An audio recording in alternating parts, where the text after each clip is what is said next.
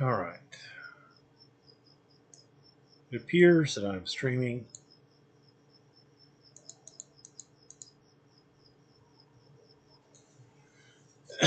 So this is Decastro's reply. So what Decastro is supposed to be doing here is answering directly the assertions made in the state's opposition. In his opening brief, in Decastro's opening brief, he could raise whatever issue he wanted to raise. Hello, Jason. And in the state's opening brief, their opposition, they really should have addressed the arguments that Chile made in his opening. And in the reply, all Chile's supposed to be doing is responding to the opposition that the state made. So it's. I apologize to everybody who is now checking their phones. That was me. Courtesy copies of the discovery requests.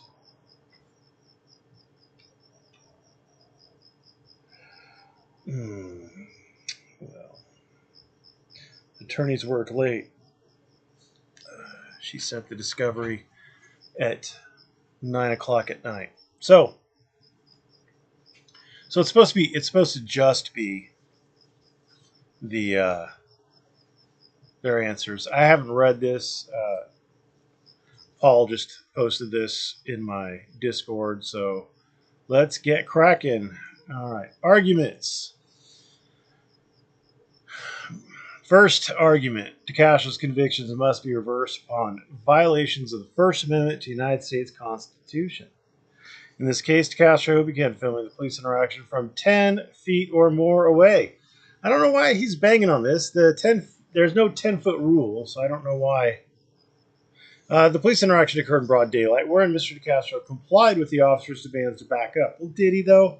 I mean, he said that he took a couple steps back. The state says a couple steps back, and everybody agrees that the officer wasn't satisfied with how far back that Chile backed up. So, did Decastro comply with the officer's demands to back up? I don't think he did. I think he did a token compliance, but that was it. I mean, he didn't actually comply, right? Decastro utilized provocative and challenging speech while demanding the officer to issue a citation to the driver. All of Mr. Decastro's actions were protected by clearly established federal case law in the United States Constitution. The state acknowledges that Mr. Decastro had a constitutional right to film the police interaction with footnote number 1, NRS 171.1233, subdivision 2, or subpart 2, subpart A. States in relevant part, a police officer shall not act to interfere with a person's recording of a law enforcement activity, including without limitation by A, intentionally preventing or attempting to prevent the person from recording a law enforcement activity. See, this is new. I don't recall this being addressed in the state's brief, but I don't believe that it is challenged that the officer said specifically, I don't care if you record.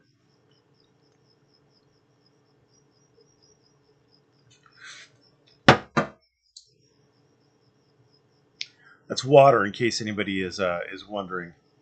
While tomorrow is technically a holiday, it's a technical holiday, and it is one of the technical holidays that I choose to work and make money during.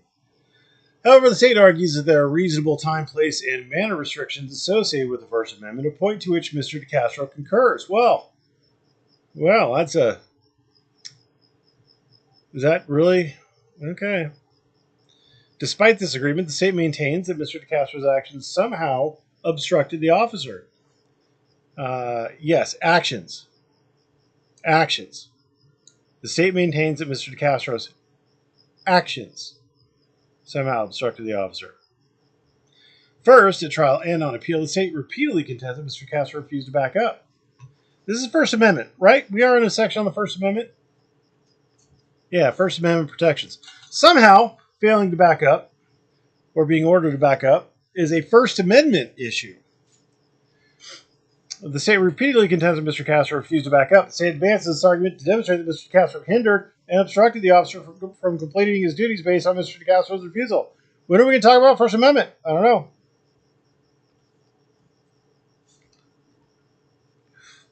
I see Chronic. Chronic says, what, if any sense, dose Jose make? This has Orum's name on it. So I was kind of hoping that Orum maybe would make some sense. Wouldn't that be frickin' swell? The state advances this argument to demonstrate that Mr. Decastro hindered and obstructed the officer from completing his duties based on Mr. Decastro's refusal. At trial, Officer Bork testified that he did not back up. Yes, we've been over this. The officer also testified that there was a 21-foot rule. Yes, we've been over this. In closing arguments, the prosecutor argued Mr. Decastro violated this imaginary 21-foot rule. The prosecutor also argued that Mr. Decastro would not back up when ordered to do so. Yes. On appeal, the state explained the difference here as the appellant was actively interfering and obstructing police investigation by approaching the driver and refusing to back up so the officer could safely conduct his investigation. No matter how many times the state claims that Mr. Decastro did not back up, video evidence and exhibits belie this claim. Yes, the state admits that Decastro took like a half a step or a step back. The state admitted that. Like, I don't even, did you not read the state's opposition? Why are we arguing this? The state admitted, the state said, yeah, he took like a step back. That wasn't enough.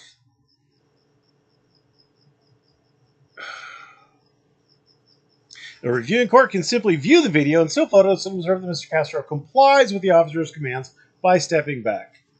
Well, again, that's a question of fact that isn't as clear-cut as Chili wishes it was. Because the officer continued to say back up after Chili took a step back. And Chili said that he wasn't going to back up anymore.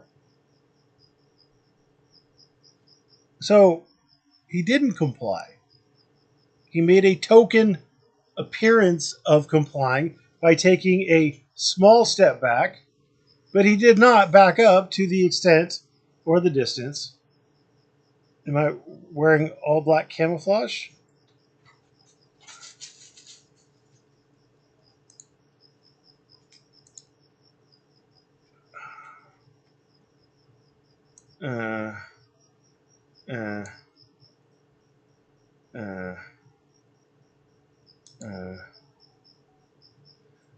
I need to go to docs. I need to go to sources, video capture device, properties, integrated webcam.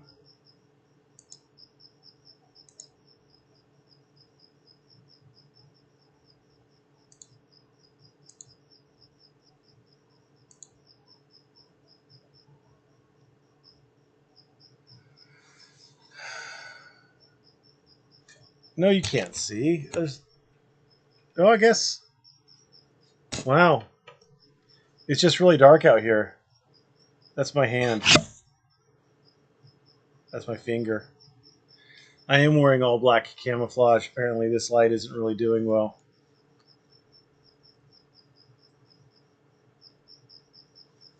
Ta-da! You'll just have to deal with it, guys. I'm sorry. Okay. Anyway, where were we? Actually, I think normally I have the screen turned up so that gives enough light that you can see. Oh, it's bright. My retinas. Yeah, normally I have the screen turned up. No, we're gonna not do that. We're gonna maybe leave a little bit, but not too much. Anyway. This fact alone demonstrates the state realizes the insufficiency of the charge. How does that demonstrate that the state realizes the insufficiency of the charge? Number one. And number two, isn't it the court that you're trying to convince that the charges were somehow unfounded? Wouldn't that be the core? Like, I strongly suspect that Chili and or his team wrote this. I don't like to say that.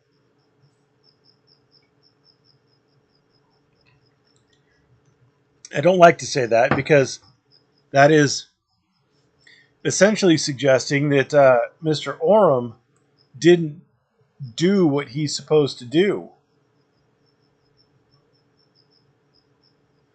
And Mr. Oram signed his name to this.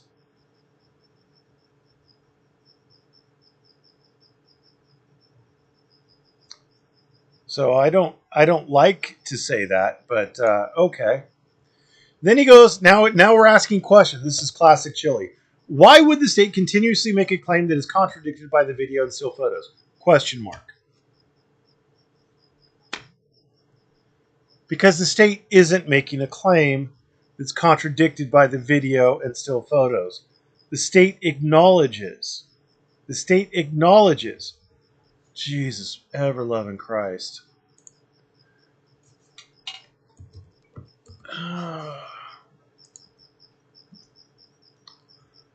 You guys get to see all of my juicy tidbits.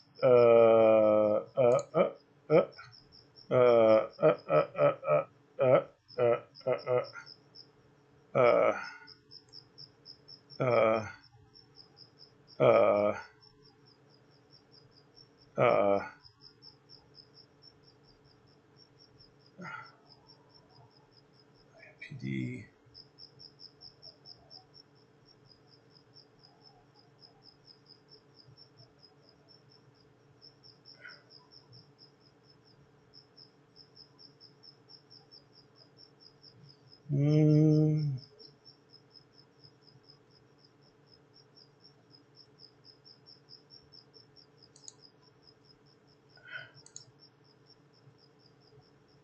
No.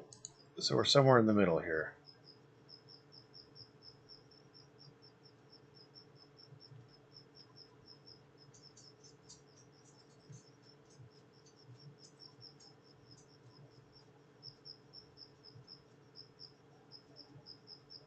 Answering brief. Must be answering brief. Okay, so we want... Oh, that's the appendix. There we go.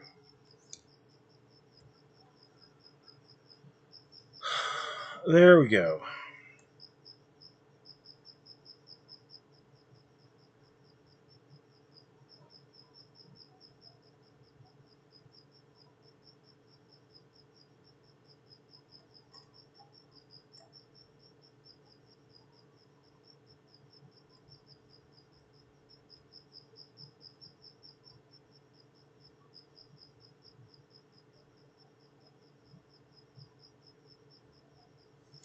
Right here. Despite multiple warnings back up, appellant refused to do so more than a couple of feet. More than a couple of feet.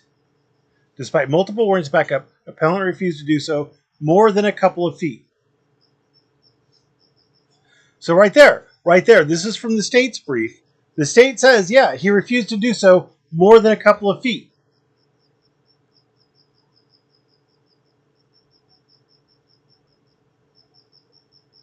Appellant say when ordered to back up, he backed up a foot or two and was at least 10 feet away. Right there.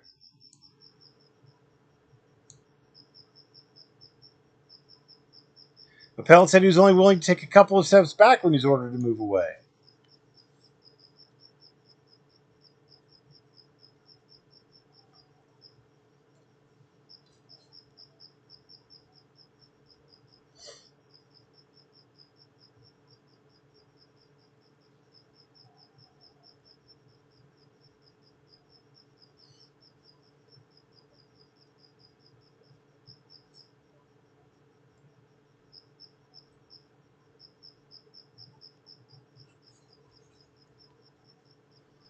Even appellant testified he was only willing to back up a couple of feet because he felt he was a sufficient distance away by his own standards.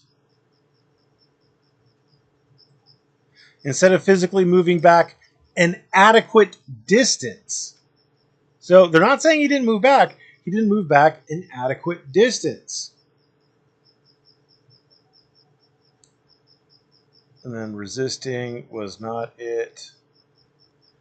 So anyway, as you can or should see, uh, he's arguing against a straw man. He's Don Quixote tilting at windmills.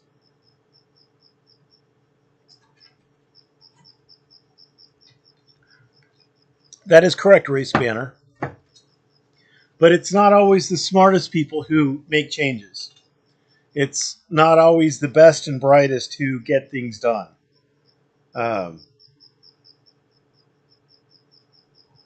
would suggest to you that Martin Luther King was not as smart as Malcolm X.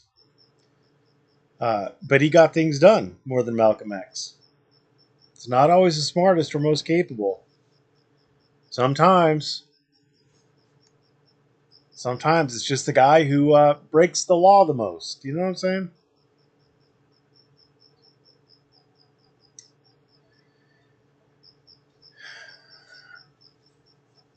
Has anyone compared this to another ORM filing? No. Where are you going to go find another ORM filing? How much research are you willing to do, Cathalia? I'm certainly not willing to do any other than read what people post in here. So anyway, this whole section so far is garbage. It's absolute garbage. The state, he's saying the state claims Mr. Decastro did not back up, but he did not. They did not state that. AB page 8. Let's get AB page 8.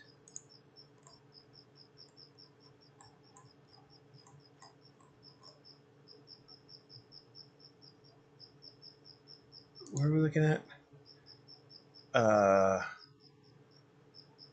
Actively blah blah blah conducts his investigation.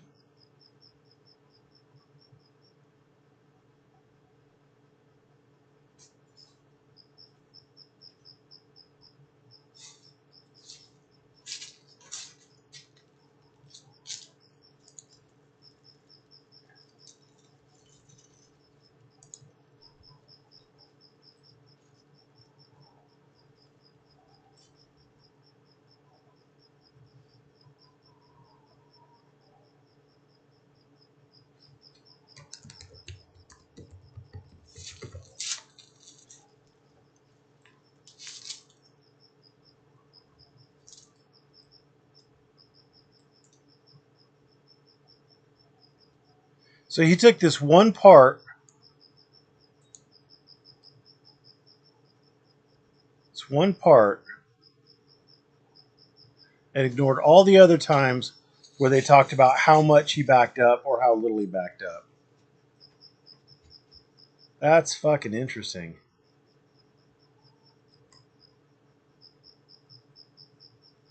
Because if you just kept reading, so he actually went through and purposefully misread the state's brief so that he could argue against something the state never said.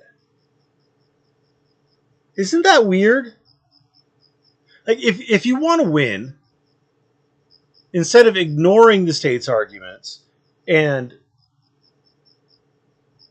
making things up to argue against, you'd actually address the state's argument.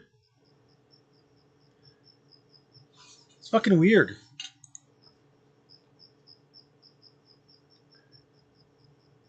Notably, on appeal, the state has abandoned this imaginary notion of the 21-foot rule. At trial, both the officer and the prosecutor attempted to argue that a 21-foot rule exists.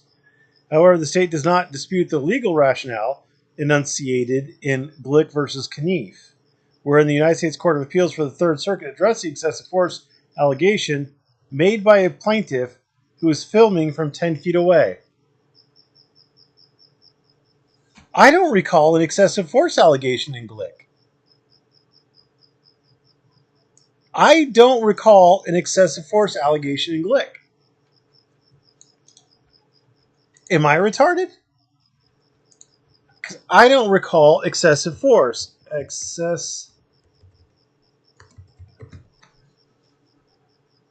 So the excessive force. So the excessive force was what people were saying was happening to the person who was being detained that Glick was recording. But Glick was not charged with excessive force. The officers turned to Glick and said, I think you've had enough pictures, blah, blah, blah. Glick said, I'm recording, I saw you punch us. But the court, the First Circuit Court of Appeals, never addressed any excessive force claim. That wasn't in front of them. That was the rationale for Glick recording, but the First Circuit never addressed the excessive force claim because there was no excessive force claim in front of them.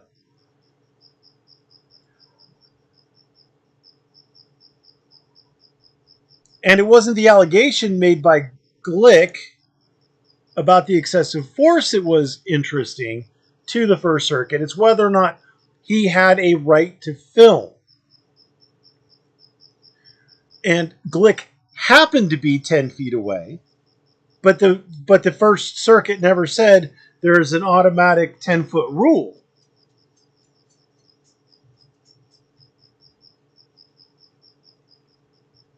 Now it's going to be Merb said I'm a civil rights leader.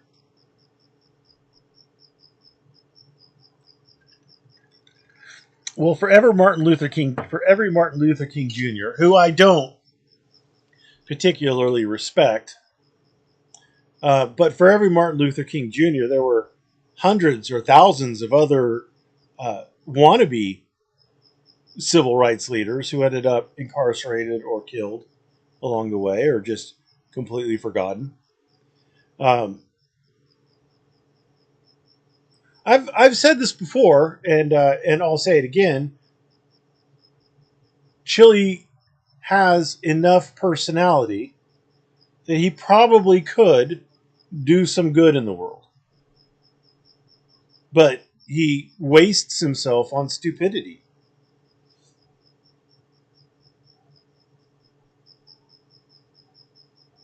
He just absolutely wasted himself on stupidity.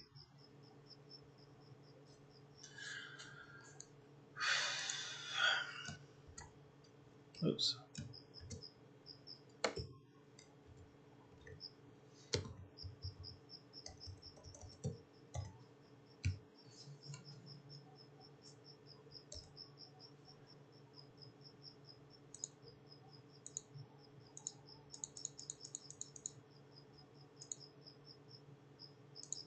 No, that would be it. Now, I don't know why they would need to address the 21 feet.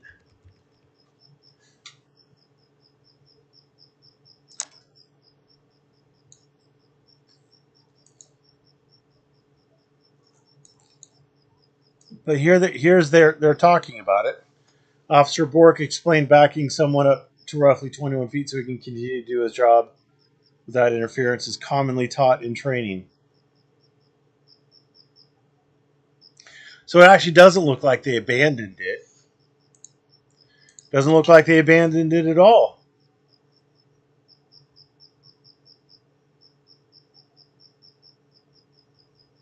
This is not a good start. This is not a good start. We're on page 3. He's made up 2 arguments now. Absolutely just conjured them out of thin air. And he's trying to make dicta from Glick.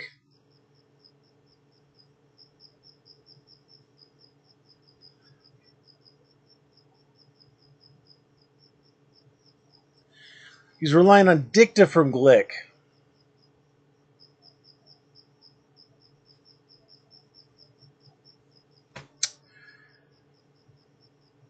So Glick noted the only part of Glick is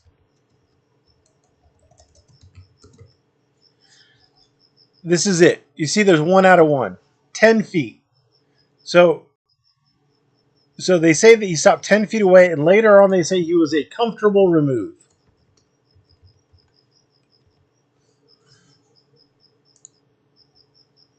They say, moreover, as in Ayacabuchi, the complaint indicates that Glick filmed the officers from a comfortable remove. So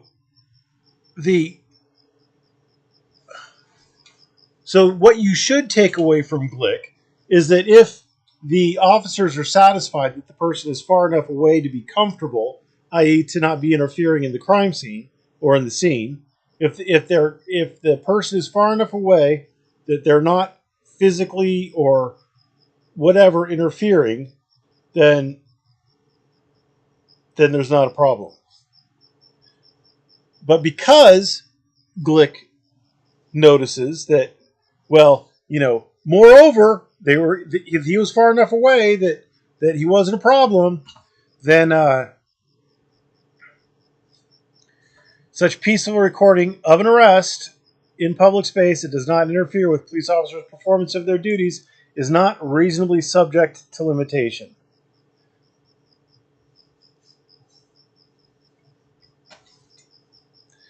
Notice the language there. Such peaceful recording of an arrest in a public space that does not interfere with police officers' performance of their duties is not reasonably subject to limitation. So they're talking about how far away he was, and he neither spoke to nor molested them in any way, except directly responding to the officers when they had arrested him. Such peaceful recording of an arrest in a public space.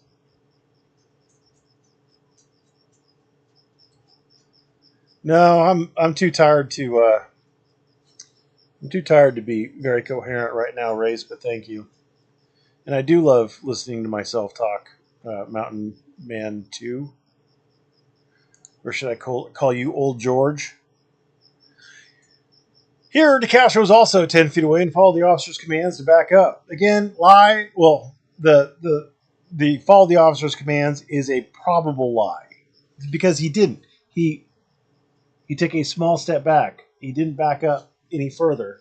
He refused to back up further. The state is openly violating the Constitution by continuously ignoring the case law. This is classic Chile speech right here. The state is openly violating the Constitution by continuously ignoring the case law and presenting a false narrative that Mr. Decastro refused to back up to an imaginary 21-foot rule. The state's assertions are entirely defeated by the video evidence and uncontradicted federal law. Well, the problem here is that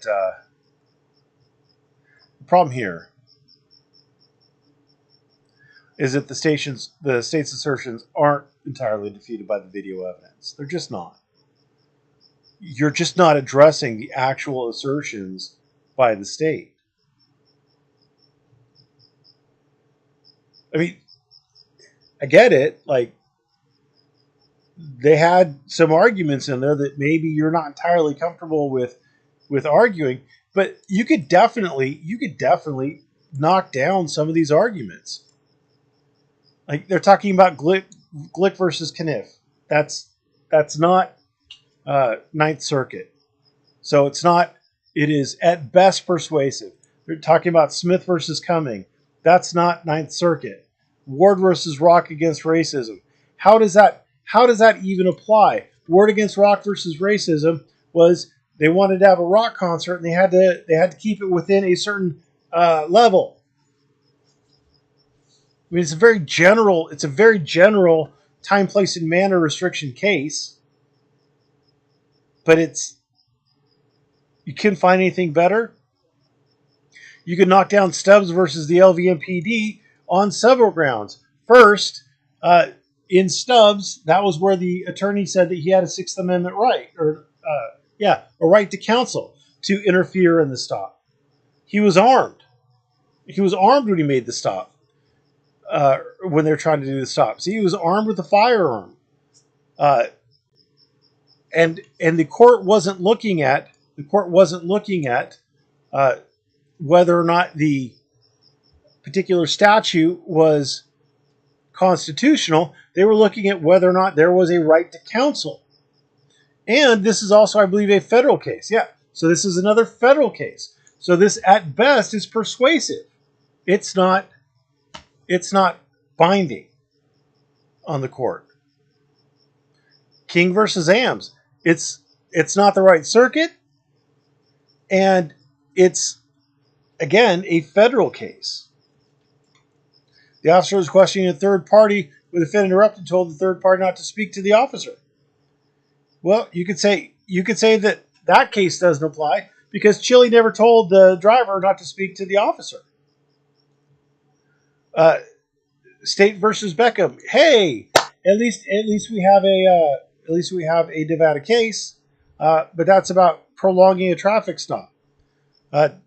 Chili didn't prolong the traffic stop, and whether Bork did or didn't prolong the traffic stop is immaterial. Again, you see how I'm going through and I'm distinguishing all these cases, and this is just a dumbass first year family law attorney. It is well established that mistake or ignorance of the law is not a defense of a criminal action. Well, congratulations.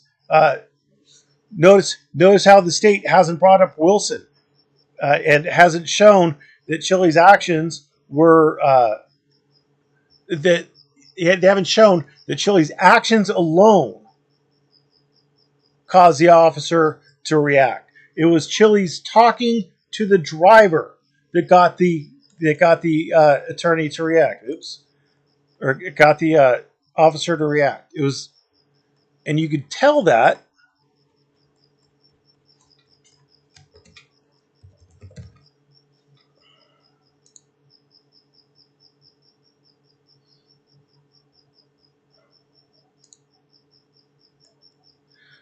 Officer Bork only interacted with appellant after appellant started talking to the driver of the stopped vehicle. That's from the state's brief. If you said, look, the state and I agree, Officer Bork only interacted with me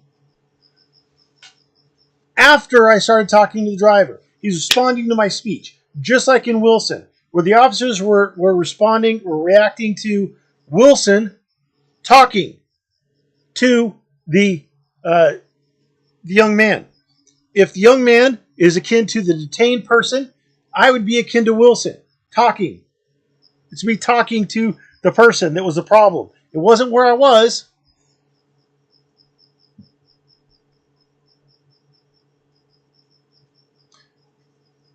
Officer Bork only interacted after he started filming. That would be how you would respond to the state's brief. And again, I'm a dumbass first-year family law attorney. I don't know shit. But congratulations, Chili. You managed to fucking punt when you didn't have to punt. Case law cited by the state. In their brief, the state cites numerous cases which all assist Mr. Decastro. But they don't. But they fucking don't.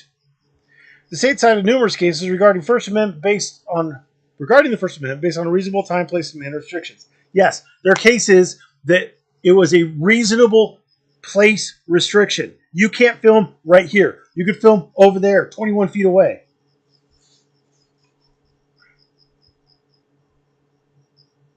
Well, that's a brilliant insight there, Ohio Steve. That is true. Cops don't like it when you talk to their detainee.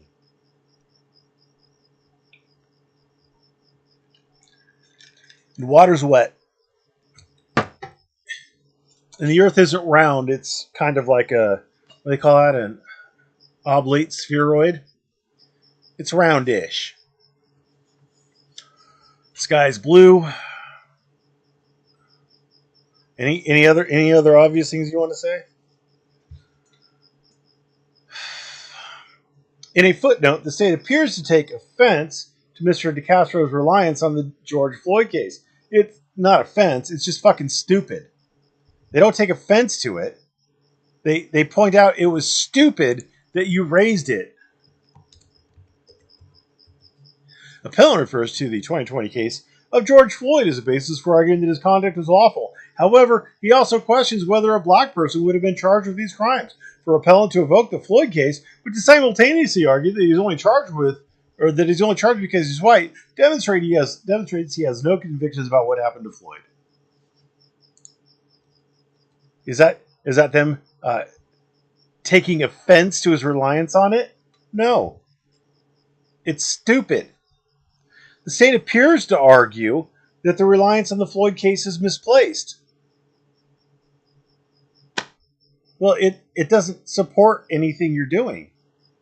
It doesn't support anything because someone in a different state with different state laws was allowed to film the police when they apparently were okay with it or didn't arrest the people. Doesn't mean that in Nevada, in your situation, where things were happening like they were happening in your case. I mean,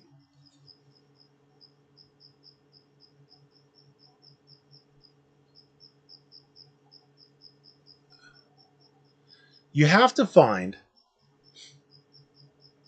cases that address your law or your facts and then use those to build an understanding of how the court should treat your case. George Floyd wasn't like Chili's facts. In the George Floyd case,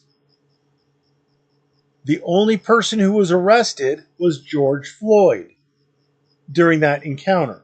Nobody who was filming was arrested during that encounter. In Chili's case, Chili was arrested. Automatically, there is a break in the facts. There's also a break in the law because there was no trial about the right to film the George Floyd arrest, possibly murder. I don't know. Don't really care. So there is no case to cite. There is a situation. And again, the law in, was that Minnesota, is different than the law in Nevada. So even if a bystander had been arrested, you'd have to look at the law to see if the law in Minnesota that was being enforced is roughly analogous to the law in Nevada. Kafeli asks an intelligent question, and I mean that. It's a good question. Are there not better cases on point for the distance or are most like this? So courts routinely refuse to set a bright line rule on how far away that filming is by law legal. Because every situation is going to be different. If it's a bomb scene, if there's a bomb threat, the police might have to evacuate a huge area, city blocks. You can't be within a city block of this particular scene because we've got bomb squad out here and they're going to be detonating this potential bomb device, right? A completely different case might be in a crowded nightclub where officers come in to arrest someone who groped a girl and then passed out on the dance floor. How far is a reasonable distance in that situation? Probably much closer. So there is no bright line rule.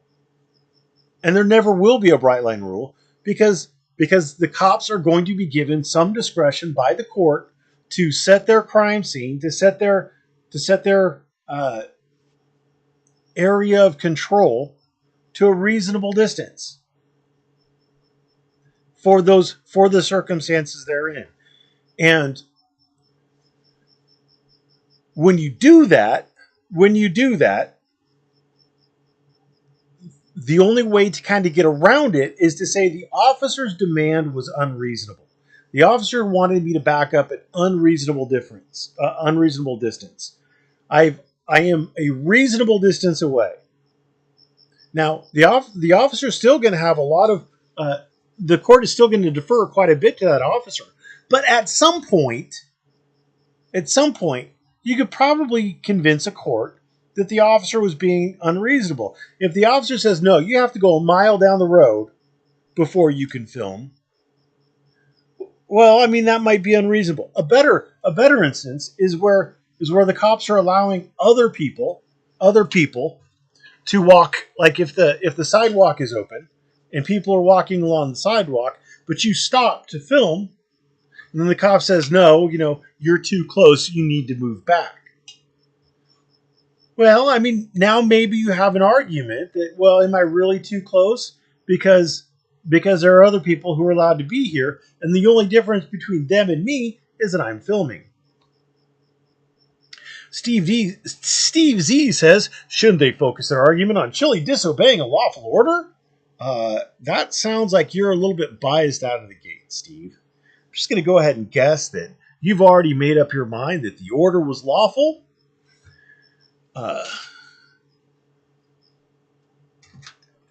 See, Chile's whole argument, Steve. I don't know if you were asleep for this part of it. Was that Bork's order was unreasonable? I mean, I think this is supposed to be Chile's argument because Bork was saying it's got to be 21 feet, and there is no 21-foot rule, and so it's an unreasonable argument, and it violates my First Amendment right, and therefore it's not lawful. Steve.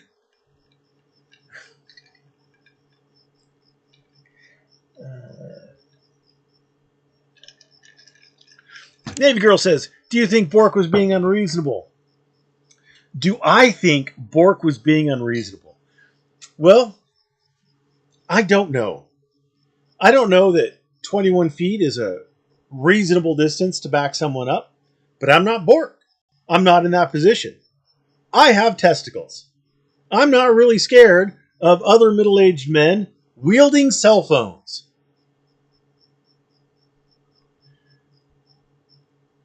So I don't know. Maybe for Bork, 21 feet is what he needed.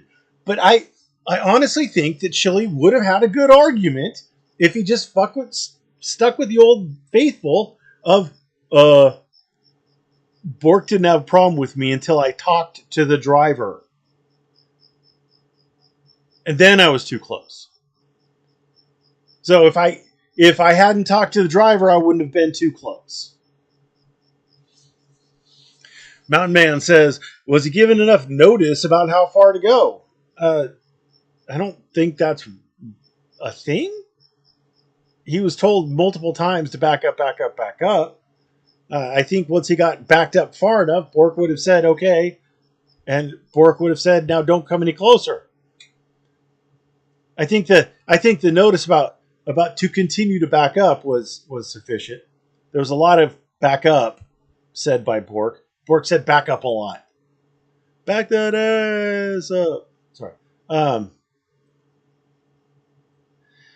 Navy Girl says, if they were to find that Bork's order was vague or unreasonable, would the resisting arrest charge still stand? Probably. Because if Bork had probable cause to make the arrest, and remember that officers can make reasonable mistakes of fact and reasonable mistakes of law and still have probable cause, then he could make the arrest. And if he can make the arrest,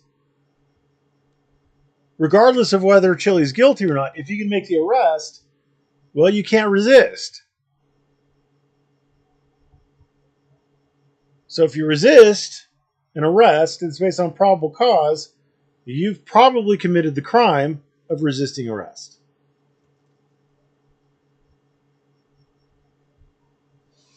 All right. To continue. However, the state cites to Fields versus City of Philadelphia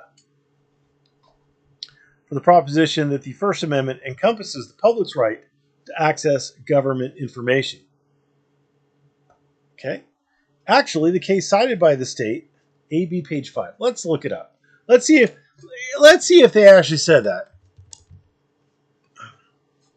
Oh, they actually do say that. So that's good.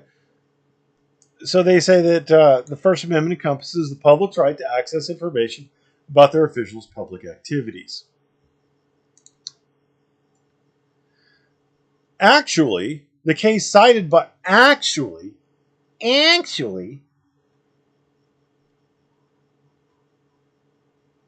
Well, if you weren't being a dick, Steve, then I apologize for being a dick to you. I don't really, but for the sake of being polite, I'll tell you that I'm sorry.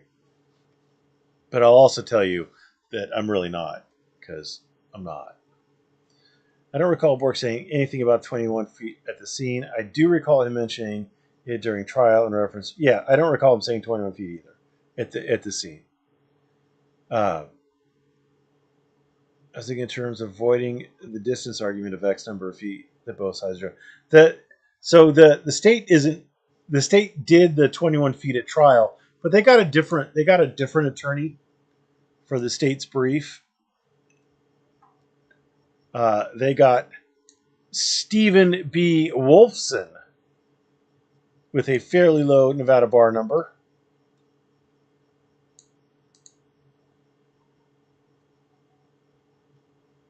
Oh no, Alexander Chen wrote it. Let's look it up. Alexander Chen. Nerd!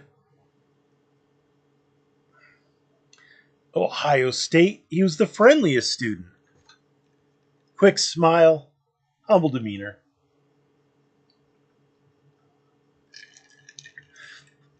I like the tie. That's a very nice tie, Mr. Chen. That is a lovely tie.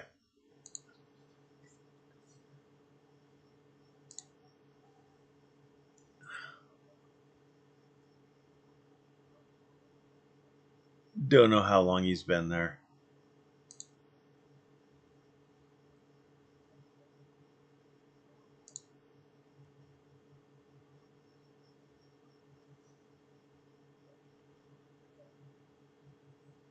Been an attorney since 2007, 16 years of experience.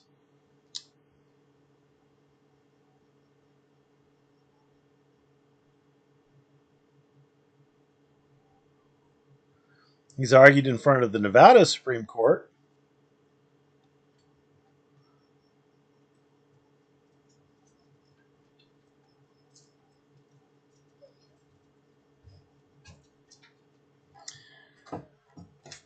What's up, buddy? All right. Actually, the case cited by the state establishes exactly why Mr. Decastro relied upon the Floyd decision.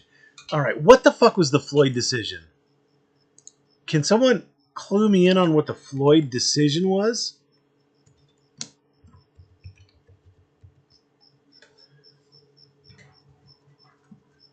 State versus Chauvin?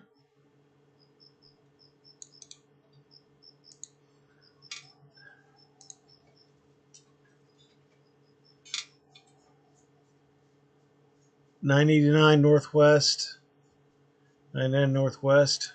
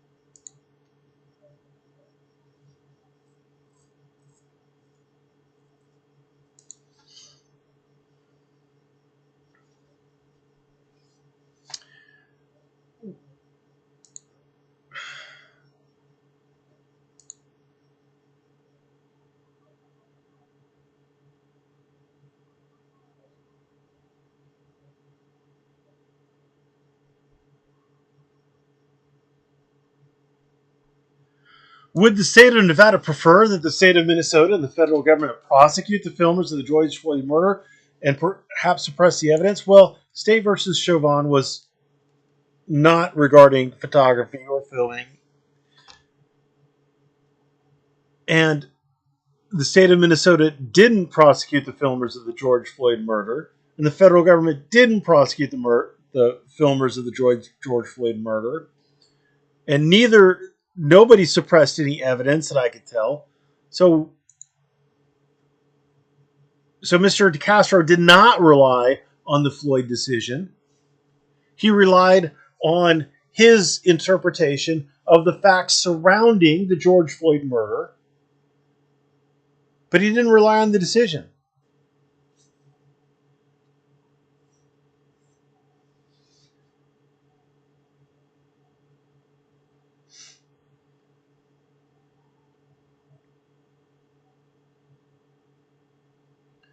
No, I'm not wearing pants.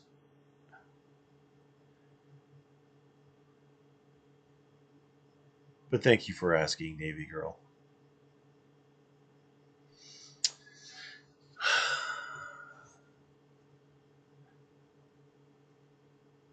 In Fields, U.S. Court of Appeals for the Third Circuit considered the case of a watchdog group that was filming police at a protest in the Philadelphia Convention Center.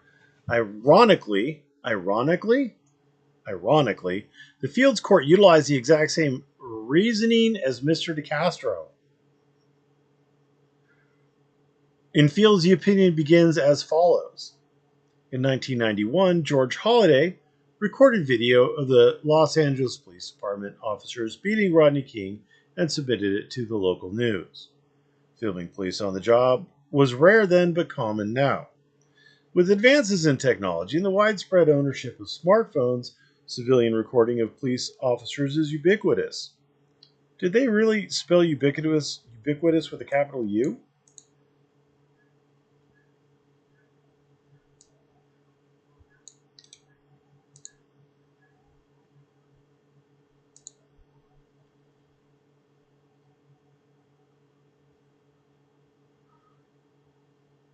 They did not spell it with a capital U. And he changed the quote. He took out things. That's see this again. This is why I strongly suspect this is Chile and not Orem. Orem would know that you put brackets, citation omitted, so you don't change it.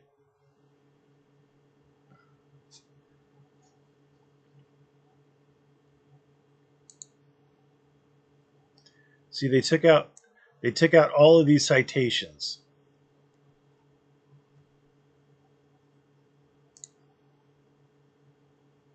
These recordings have both exposed police misconduct and exonerated officers from errant charges. However, despite the growing frequency of private citizens recording police activity and its importance to all involved, some jurisdictions have attempted to regulate the extent of this practice. Individuals making recordings have also faced retaliation by officers, such as arrests on false criminal charges and even violence. This case involves retaliation. So you needed to put a little bracket with a paragraph symbol. So Fields and Garachi both attempted to record Philadelphia police officers. One was in a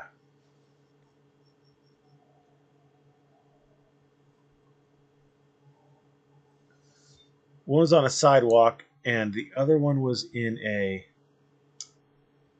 wasn't she in a parking lot or something?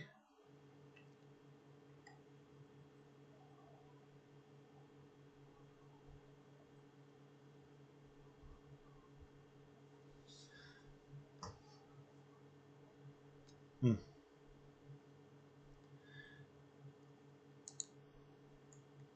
All right. So this is what we call background dicta. This isn't the law. This isn't the law. This is dicta at best. I figured a fine first-year family law attorney like yourself would have a mock trail going on upstate. At least you try to show these constitutional clowns another perspective. Thanks. I had a trial this afternoon, or 11 o'clock. It was just a civil harassment restraining order hearing, but it got continued. Merber hereby special appearance? No.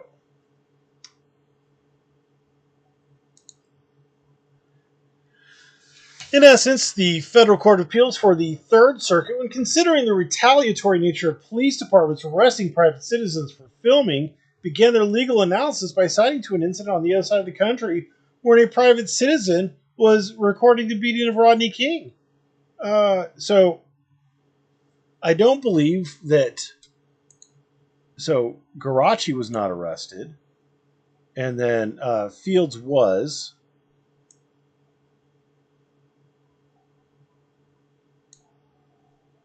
Yeah. So only one of the two was arrested. And it gave background. You know, there have been cases, there have been opinions that have cited nursery rhymes. There have been opinions that have cited poems. There have been opinions that have cited the Bible as background, not as law. This part up in here, this part where it says background, is just background.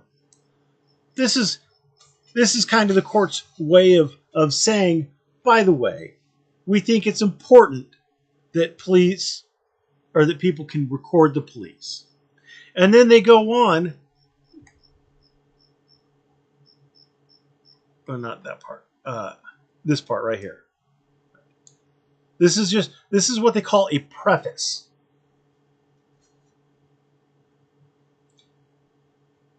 So they're just kind of they're setting the scene. And then they get into the analysis. Here's where they really start the First Amendment right to record analysis. And then they look at qualified immunity. And then they look at municipal liability, Monell liability. And then that's it. They reverse and remand. So background is kind of fun. It can give you the fact pattern. What you're looking for in the background is the fact pattern. Why is the fact pattern important? Well, because the closer a case is to your facts, the more likely it's going to be useful for you in your quest to find something to convince the court. If the facts and the law are the same, that's even better. The more similar the facts, the more similar the law, the better it is.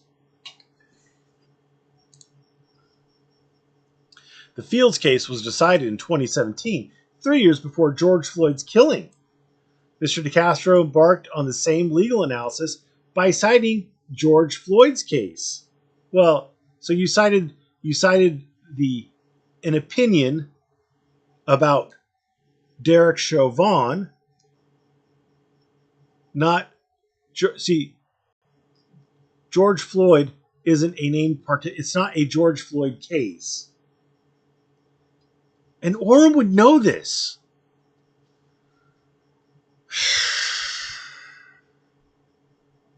Calling it George Floyd's case is very disingenuous because he's not a named party. Does it have to do with his murder? Yes, but it's not his case. The state scoured the United States case law and located a case that entirely supports Mr. Decastro's claims.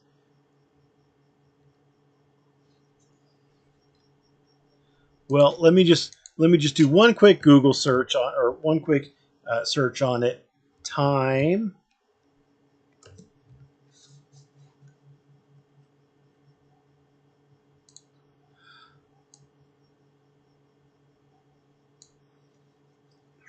Subject to reasonable time, place, and manner restrictions. So again, even with Fields, we come right back to, was it, well, number one, the first thing is it based on speech? Is it a speech-based prohibition? It is. That is the first thing you have to determine. Was Bork either reacting to Chili filming, or was he reacting to his speaking, or was he reacting to Chili being too close? That's the first step. What is this? What is this based on? What is the interaction based on? If it's just Chili being too close, it's probably not a First Amendment issue. If it's based on Chili filming or talking to the driver, well, maybe the First Amendment's going to come into play. But then the next question is, well, the right to record the police, the right to speech in public is subject to reasonable time, place, and manner restrictions. So the next question is the restriction that Bork placed, don't talk to my driver, at least not while she's detained, and back up, don't be filming in this spot. Number one, are those reasonable? One is, well, I think both of them are, one of them is a place restriction. The other one is a place and or a time restriction. Well, they're probably both, because it's during the duration of the stop. Don't record in this area during the duration of the stop. And yeah, don't record here during the duration of the stop. So it's time and or a place restriction, right? Don't talk to my driver while she's detained.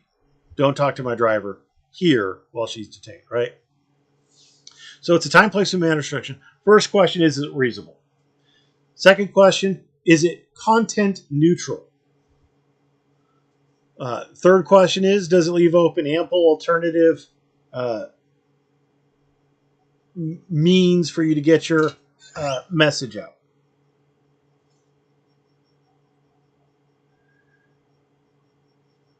So Chili's saying that Fields helps him. Well, Fields is one of many cases. The reason why Fields gets cited is because it's the Third Circuit case on it.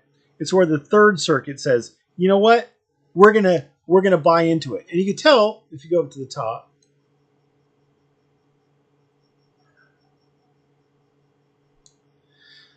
Every circuit court of appeals to address this issue, 1st, 5th, 7th, 9th, and 11th, has held there's a First Amendment right to film police activity in public.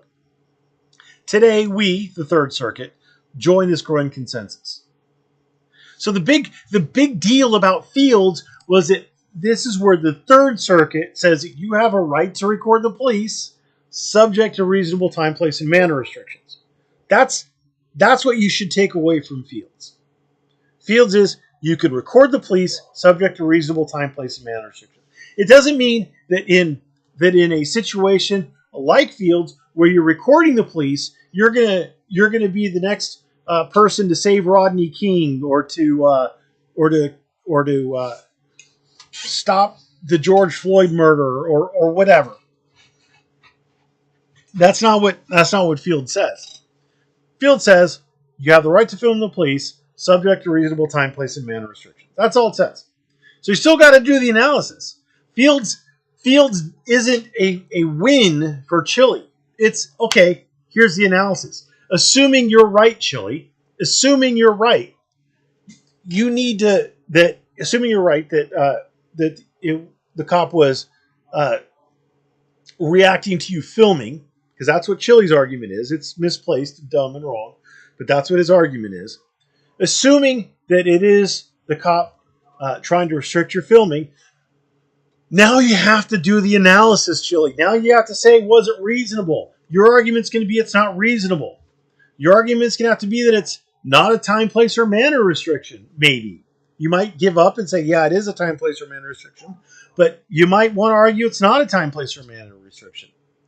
It is, but you might want to argue it's not. You might want to argue that it's content-based. But you're gonna have to go through the fucking analysis. It's not a win. It's a starting point. The appellate court must wonder whether the state can even read the Fields decision, or whether the state even read the Fields decision before citing to it, and complain about Mr. Decastro's reliance on George Floyd's case. On the state of Minnesota versus Chauvin. Chauvin? Is it Chauvin or Chauvin? State versus Chauvin. I'm going to say Chauvin. So this is the state of Minnesota, right? Bark, bark, bark. Yeah, state of Minnesota versus Chauvin. Not George Floyd. This is not George Floyd's case. This is the state of Minnesota versus Chauvin. This is an appeal. The question before the court, there was two questions before the court. One, when a criminal defendant moves to change venue, continue trial, or question the jury on grounds of publicity surrounding the trial created either actual or presumed juror prejudice, a district court does not abuse its discretion by denying the motions if it takes sufficient mitigating steps and verifies that jurors can set aside their impressions or opinions and deliver a fair and impartial jury verdict. That's number one. Again, nothing to do with filming. Number two, a police officer can be convicted of second-degree unintentional felony murder for causing the death of another when the officer uses unreasonable force, constituting third-degree assault to effect a lawful arrest. That's the second issue. Again, nothing to fucking do with filming.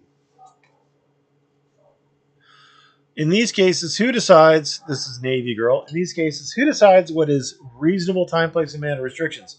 Is it the officer, chair, or the court? It's always the court. Always the court. The court determines whether or not it was a reasonable time, place, or manner restriction. It is a question of, I believe it's a question of law on whether or not it's a reasonable time, place, or manner restriction.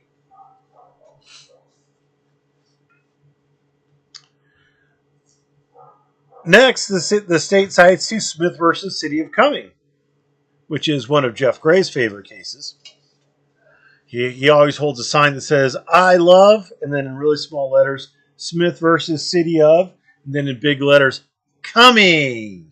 So it looks like he's saying, I love Cumming, and he always gets people to call and complain about him, and the officers show up, and they actually read his sign, and they're like, oh, you're one of those motherfuckers.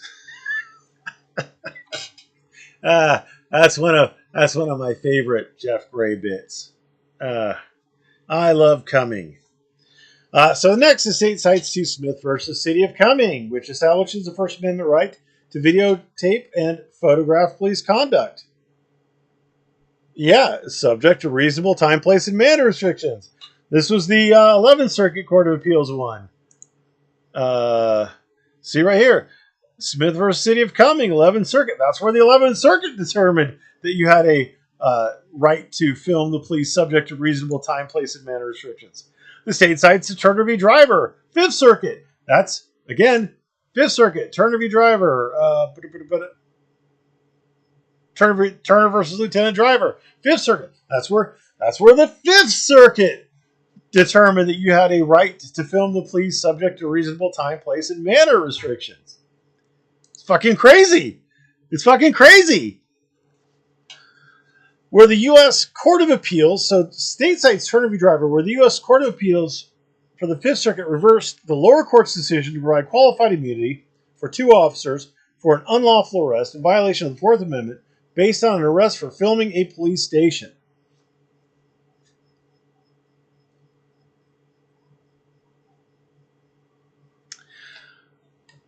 I thought that as far as the filming, the First Amendment issue, I believe that there was qualified immunity, and I think it was just the Fourth Amendment issue that.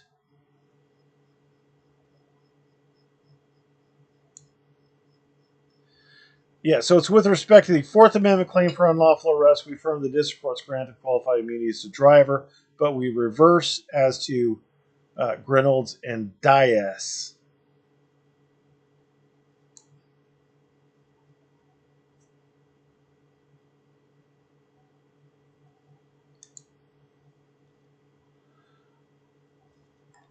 But I think it's because that they didn't have there was no probable cause.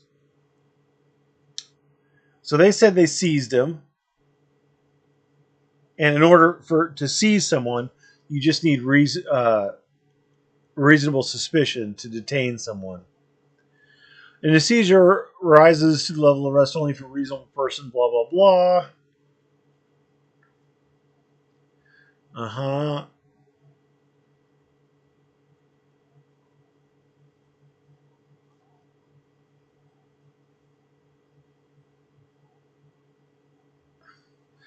When a police detention amounts to a warrantless arrest, as Turner alleged did here, the arrest must be accompanied by a probable cause, right? And I don't think they had probable cause. Based on the allegations of Turner's amended complaint, the officers lacked probable cause to arrest him, and the officers do not dispute this. So they arrested it. They functionally arrested him. I remember, who was it? Like, God, there was some. I was talking to someone. Was it Go Behind the Lines? Who was like, oh, no, I mean, they're not arrested unless I say they're arrested. Well, Turner v. Driver would beg to differ.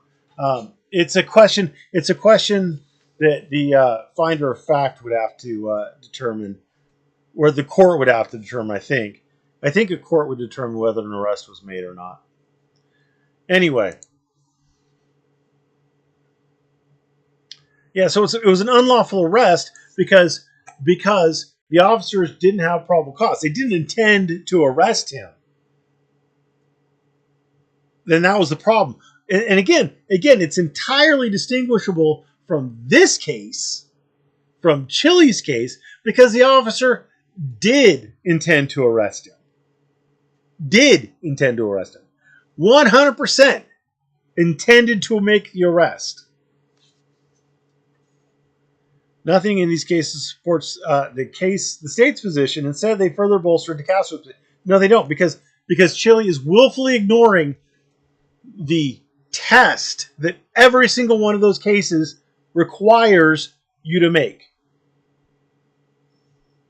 And in the Ninth Circuit, that test is set forth in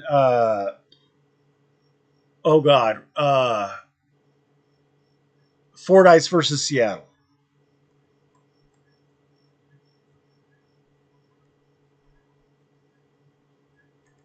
Fordyce versus the city of Seattle. Hold on a second. Let's go back. Here we go. Fordyce versus the city of Seattle. That's where the Ninth Circuit did it.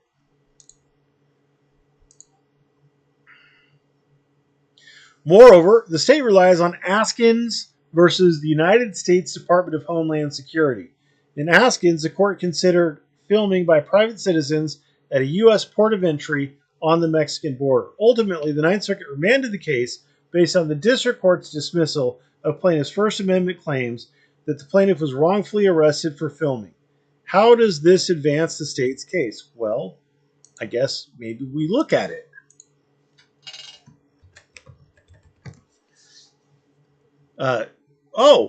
There you go.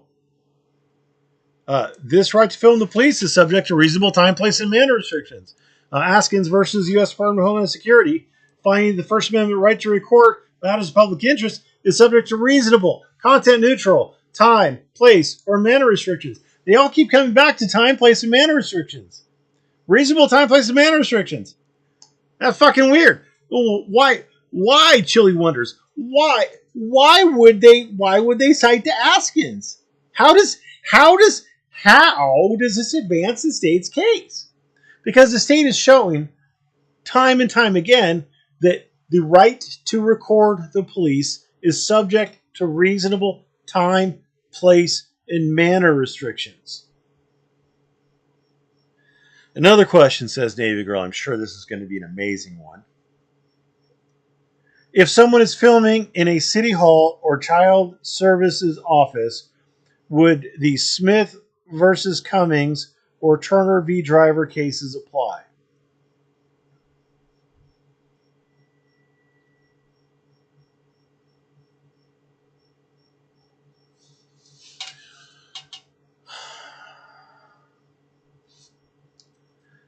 So, like most things, Navy Girl, in the law, it depends. Are they going to apply? It depends, but probably not. Smith versus Cummings is 11th Circuit and Turner v. Driver is 5th Circuit. Neither the 11th Circuit nor the 5th Circuit have extended those cases to non-public forums or limited public forums.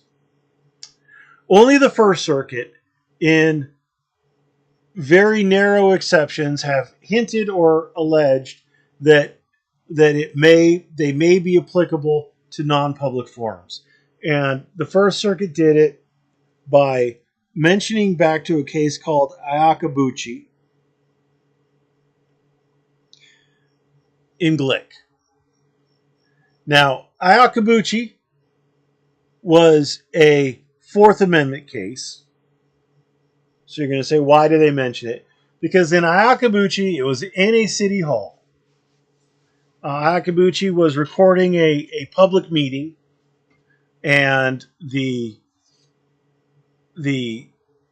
I'm going to say the city manager or the mayor or somebody told him he had to leave. So he went out into the hallway, and he was recording in the hallway, and they told the police officer, the police chief, to remove him. And so the police chief told him to stop recording or he'd be arrested. And Akabuchi didn't stop recording, so he was arrested. And there was no law on which to arrest Akabuchi. So he was just arrested for recording, not for breaking a law, for recording. So Akabuchi sued the police chief and he won.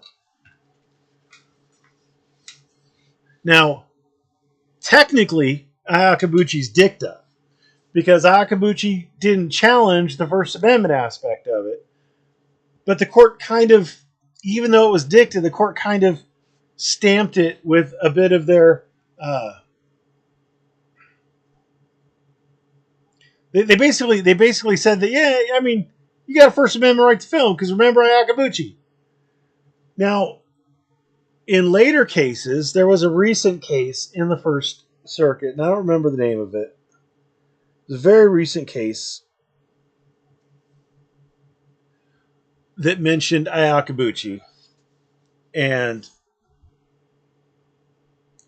basically they were walking everything back. And they were saying that essentially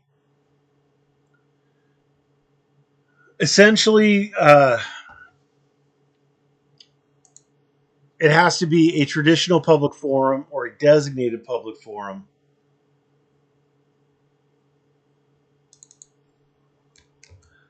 But they didn't take away Ayakabuchi.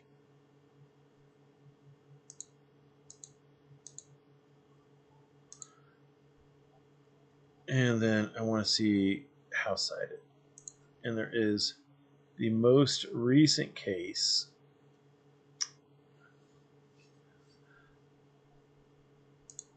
Can I cite by?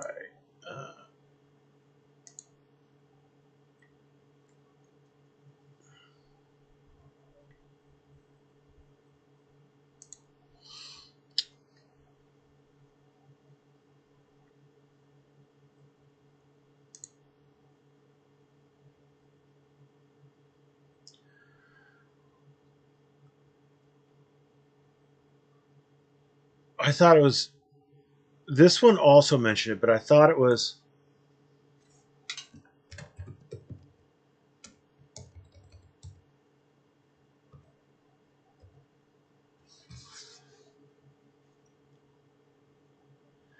Indeed, the concern of the public space is two amorphous categories mitigated here by the fact that we've used the same phrasing. Glick and Garrick describe the geographical bounds of citizens' right to court the police. They recognize error cases have fleshed out the contours of that category by specifying that it includes traditional public forums, such as public parks like the Boston Common, sites of traffic stops, including those that occur on the sides of the roads, recognizing the attempted recording of a traffic stop conducted on the highway, which is not a street, as falling within the First Amendment right to record law enforcement charged in their duties in public spaces, and other, quote, inescapably, end quote, public spaces, such as the location of the recording that occurred in Ayakabuchi, which concerned a journalist's arrest for openly recording members of the Pembroke Historic District Commission that were having a conversation in the hallway of the town hall immediately following an open public meeting. So, back to your question. If someone is filming in a city hall or child services office Would the Smith versus Cummings or Turner v. Driver case apply? Probably not. But there might be a situation where Glick, Kabuchi, Project Veritas would support filming in a city hall in the First Circuit Court of Appeals if there was a public meeting.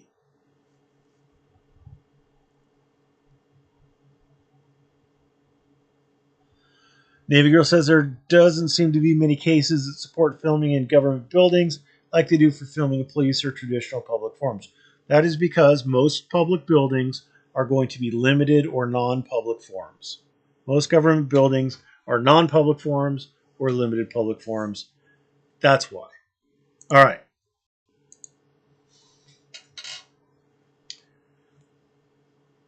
Finally, the state relies on ACLU versus Alvarez. ACLU versus Alvarez would be the here you go. ACLU v. Alvarez. Again, so it appears that what the state was doing was they were citing basically every jurisdiction is found this way. Every jurisdiction that's looked at this is found this way. So they rely on ACLU versus Alvarez for the proposition police may take reasonable steps to maintain the safety and control of crime scenes. The case involved the prosecution of an individual who was recording police under a retaliatory eavesdropping statute. I thought he wasn't prosecuted. He was not prosecuted.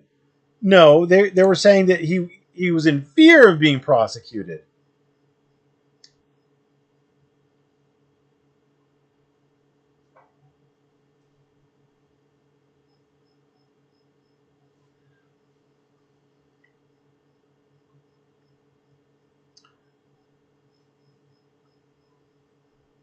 So, yeah, the ACLU filed the suit against Alvarez in her official capacity, seeking declaratory and injunctive relief under 42 U.S.C. 1983, barring her from enforcing the eavesdropping statute against audio recording that the organization plans to carry out in connection with its police accountability program.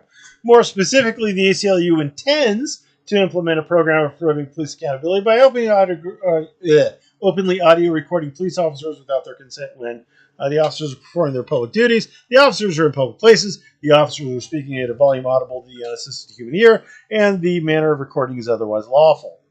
So the case did not involve the prosecution of an individual who is recording police under a retaliatory eavesdropping statute. And there's no case number. It's like, so he's citing back to this, but what, the court's just supposed to read the whole case? His citations are entirely wrong. See, here he has a page number. The state cites Turner v. Driver at this specific page. Here's the volume it is. It's 848 of F3rd, so that's the series. It starts on page 678, and then the actual citation is found on page 688.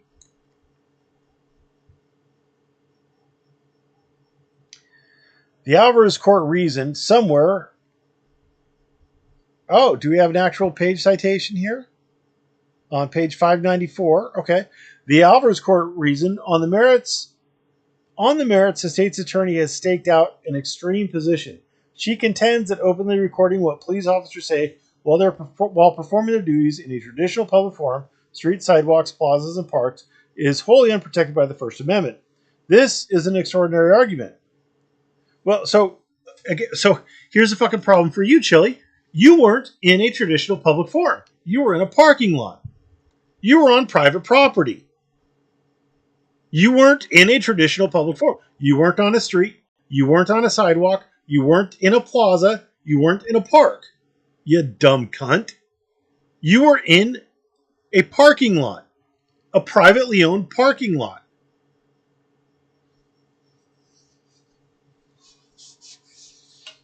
Jesus fucking Christ.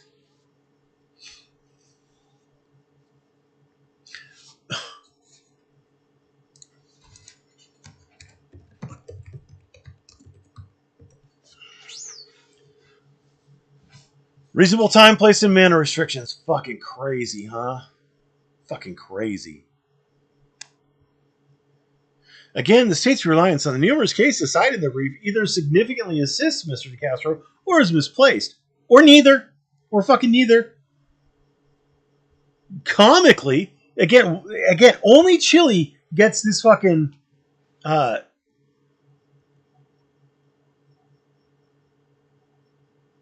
dismissive of opposing counsel.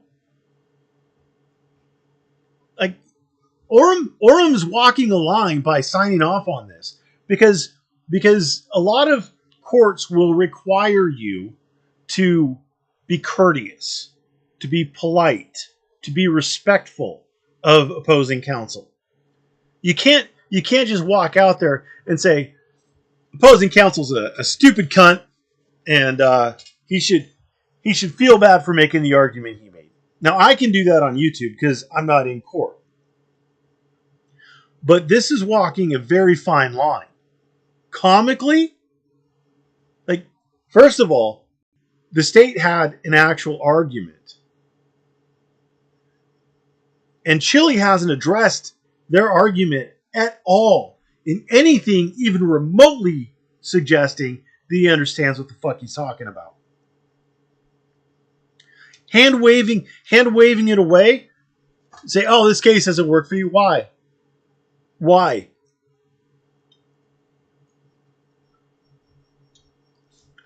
Oh, did you see this line where the Eighth Circuit Court of Appeals said that the Attorney General's position was absurd? Well, great. But that was a different case, different time, different position than the state's position here. Comically, the state claims that Mr. Decastro is attempting to create his own standard. I'm going to turn this brightness down because holy Jesus. I wish I could turn off that light.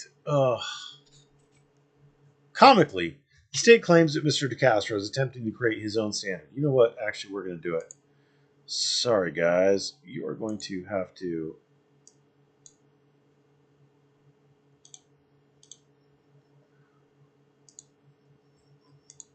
Oh, thank God. Oh, thank God. I can see again. All right.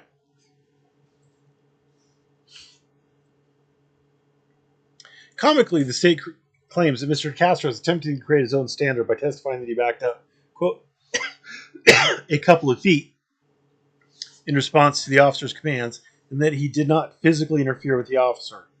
Page 9. All right.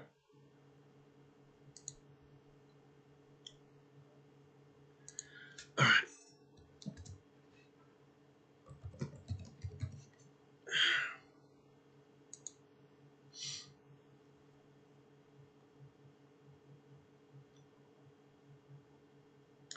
So they say even appellant himself testified that he was only willing to back up a couple feet because he felt he was a sufficient distance away by his own standards.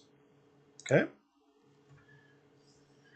So comically, the state claims Mr. Castro is attempting to create his own standard by testifying he backed up a couple of feet in response to the officer's command that he did not physically interfere with the officer. Well, that took a lot of liberties, didn't it? Took a lot of liberties with what they said.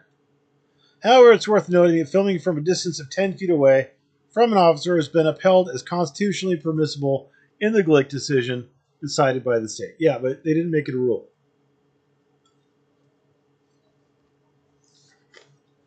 So it was constitutionally permissible in that situation, but is it in yours? In reality, it is the state that has fabricated its own arbitrary and shifting standard.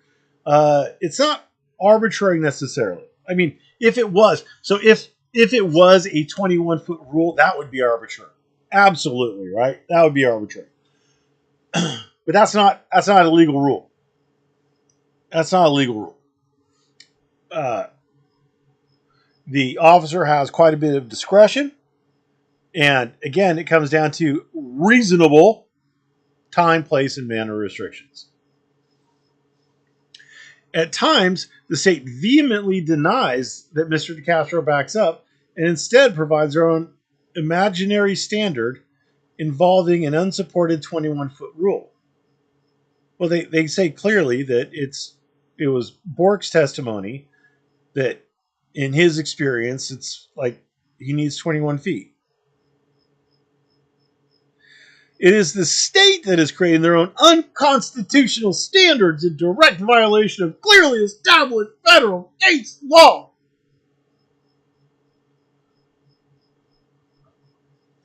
Which is not binding on the Nevada courts.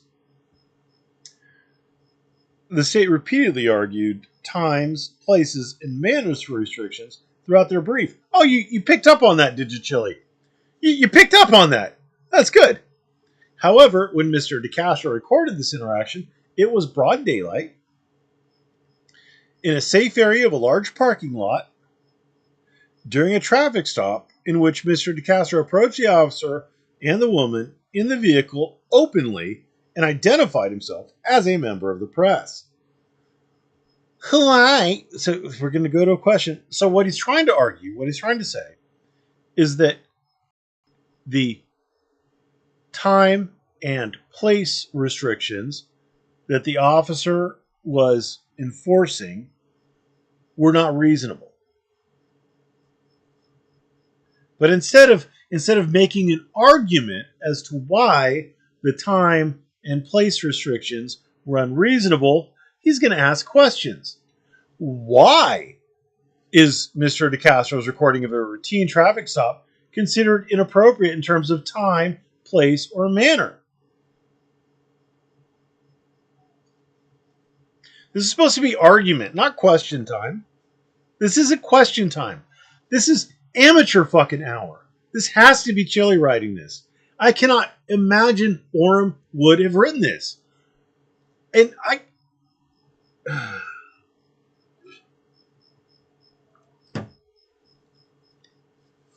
I'm shocked. I'm shocked.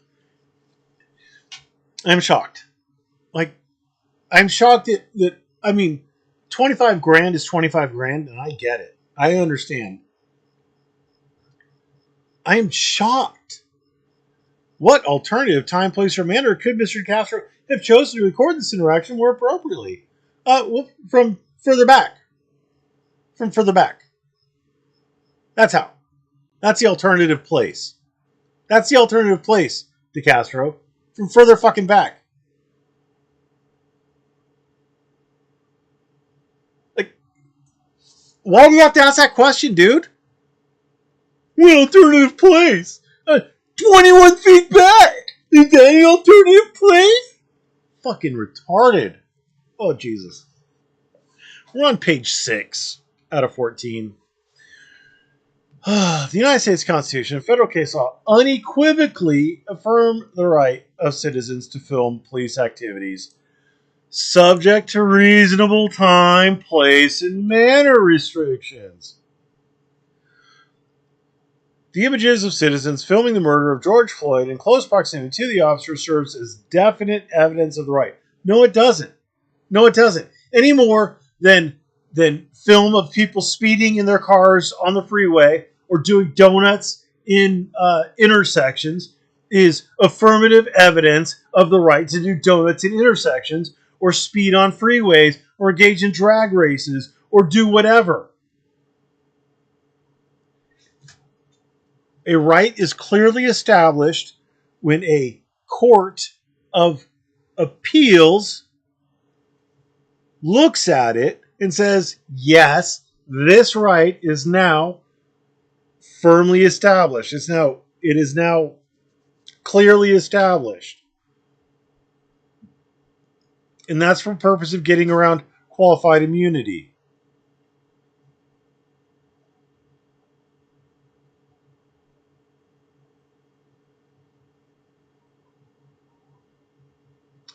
Notably, the individuals who heckled and filmed the officers in the George Floyd murder were closer to the officers than Mr. Decastro was in this case. Still, different state, officer discretion on whether or not to arrest him.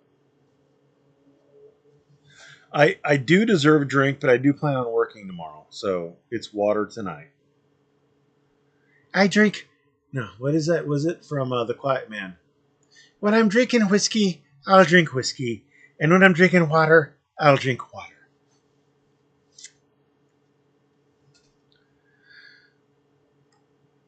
The Federal Court of Appeals for the Third Circuit acknowledged that the citizen who filmed Rodney King beating portrayed a significant role in shaping considerations to the filming of Philadelphia police decades later. God. Even a cursory review of the body cam footage clearly demonstrates that when Mr. Decastro used provocative and challenging language, the officer became enraged and moved towards Mr. Decastro. Doesn't help you. Not because he was frightened, but because he was insulted. Doesn't help you.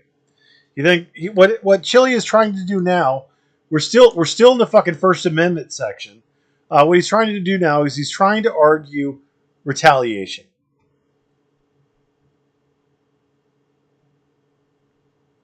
He then grabs Mr. Decastro in an aggressive manner, which ultimately will be problematic for the officer in federal court. Chili definitely wrote this. Chili and/or his band of merry men who help him write these things wrote this. In our society, police officers are expected to endure significant burdens caused by citizens who exercise their First Amendment rights. Unfortunately, the officer was unable to control his behavior in the face of provocative and challenging speech. Decastro's convictions must be overturned based on violation of the First, Fourth, and 14th Amendments to the United States Constitution. Okay, so First, Fourth, and 14th Amendments. Did we talk about anything related to the Fourth Amendment?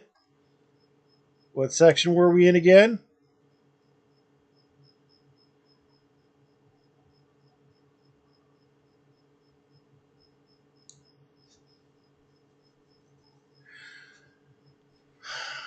Major Section 1, reversed based on First Amendment.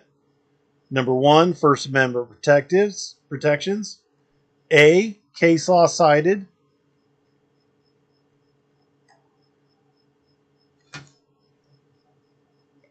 I'm rubbing my eyes with my hands because this is making my brain hurt.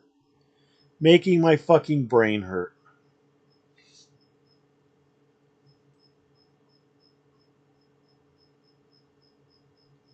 Why did you have a 1 or an A if there's not going to be a 2 or a B?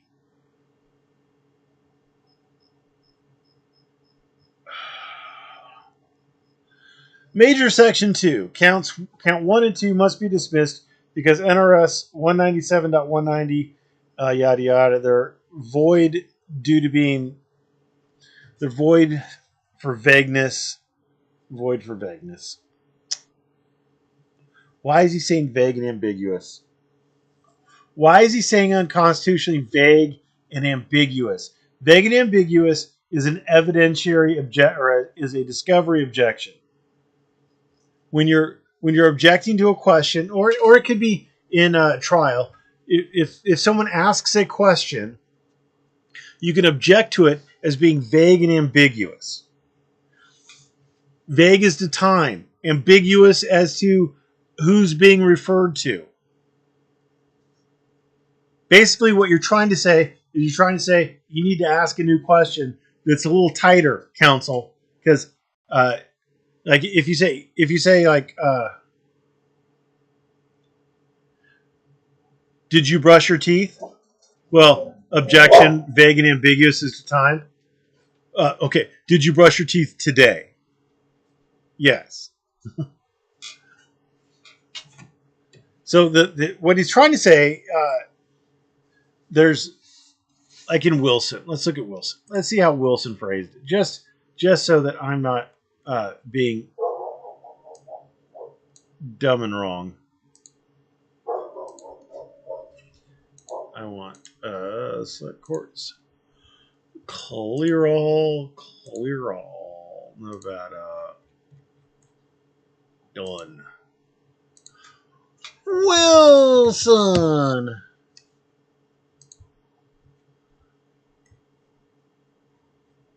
Vague and overbroad is, I believe, what she was alleging.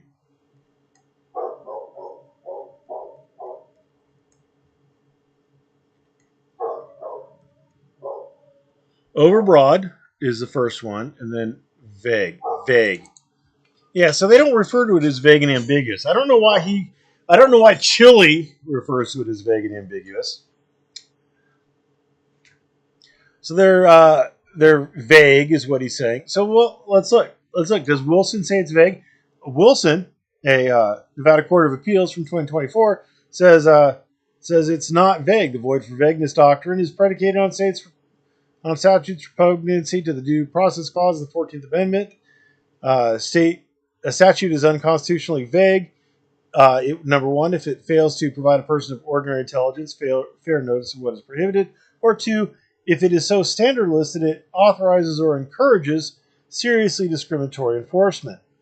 The first prong is concerned with guiding those who may be subject to potentially vague statutes, while the second and more important prong is concerned with guiding the enforcers of the statute.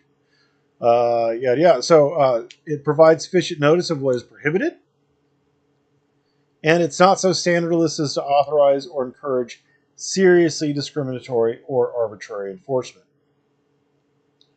So we know that 197.190 is not void for being vague, and I would posit to you that the 199.280.3. You know what? I know Wilson mentions it. 199.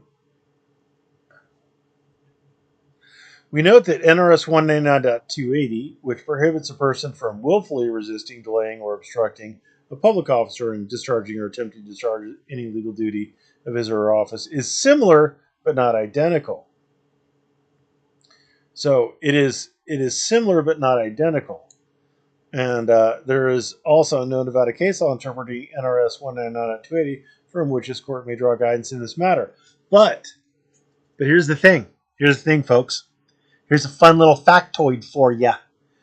If NRS 199.280, the resisting statute, had been looked at by the Nevada Court of Appeals or the Nevada Supreme Court, then the Nevada Court of Appeals, in looking at the 197.190, would have said, well, 199.280 was defined this way, blah, blah, blah. And so we'll use that to figure out whether or not 197.190 is, right? They would have used the 1 and say, well, we're going to interpret it basically the same way, and so we're going to get basically the same result. They couldn't do that, though. The resisting statute hadn't been done yet. But now they've done the other one. And guess what? It goes both ways. So now, if a court is going to interpret NRS 199.280, not 199.280.3, dumbass, just chilly amateur hour bullshit. So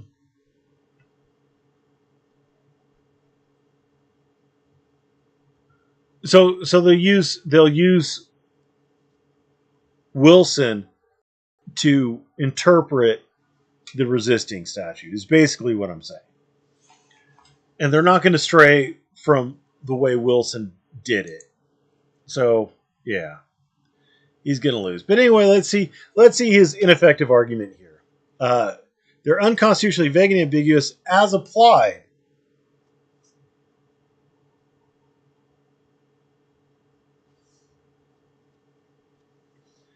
Vague as applied.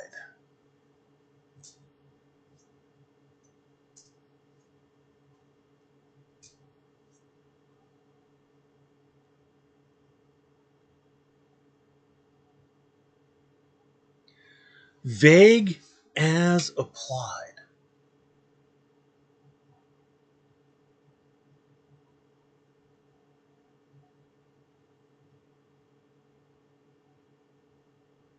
How could it be vague as applied? I've never heard that.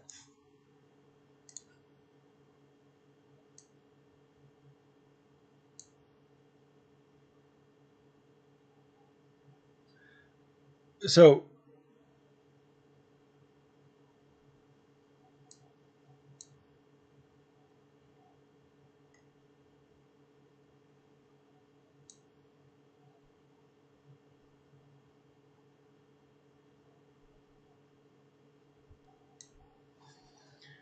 I've seen overbroad as applied. Well, they also say it's vague as applied to her because she had no reason to believe she'd be cited or convicted for her speech.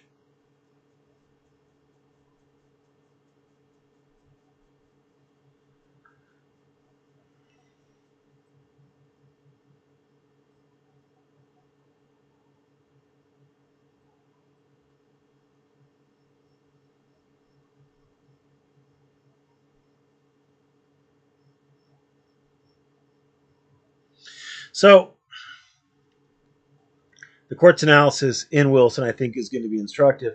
Rather, the issue that remains is whether her actions and words, in fact, constitute protected speech. If they do constitute protected speech, then they're not punishable under the statute, as construed by this court. But if they do not constitute protected speech, then they may be punishable under the statute.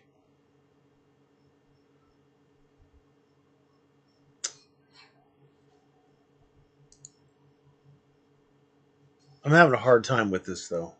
My brain isn't working right. Oh, it's 11 o'clock. I'm going to turn into a pumpkin soon.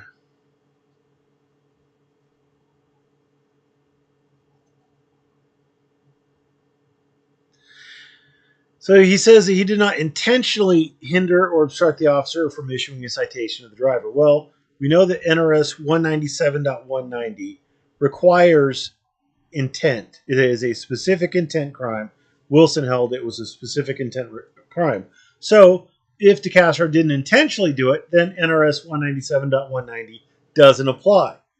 You can't be convicted of it. So the court, in order to convict him of it, had to find that he intentionally obstructed. So if the court didn't find that he intentionally obstructed, then there you go. But it only applies if you intentionally. So what he's trying to do is he's trying to make a fact argument disguised as a as applied argument.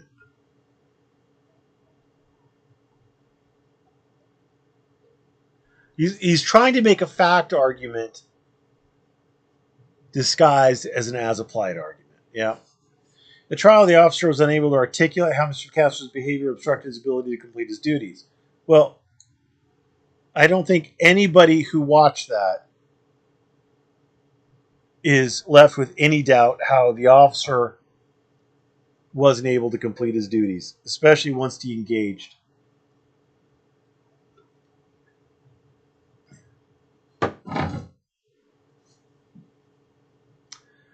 The officer simply testified.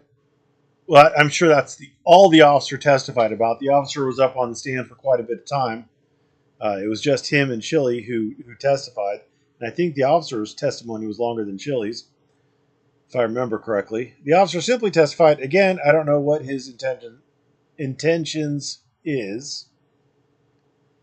I don't know if he is armed. All I saw was him recording, which again I had no issue with, and I told him I don't have issue with.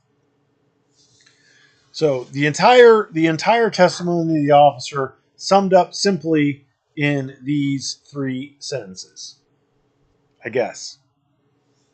Not only did Mr. Decastro not attempt to hinder the officer, he instructed the officer to get in your car, little doggy, and write your ticket. Well,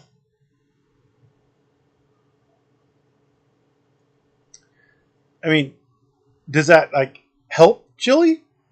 I don't think that helps Chili.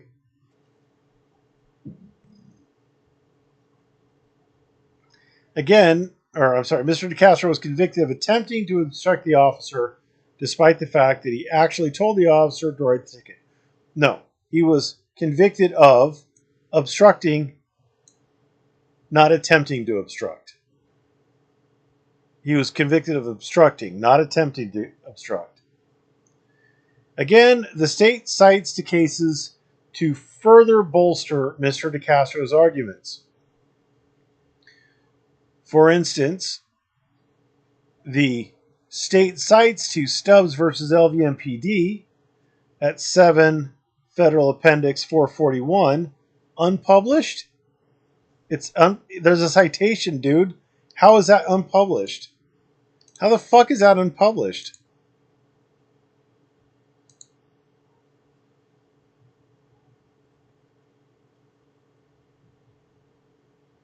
It's not for publication.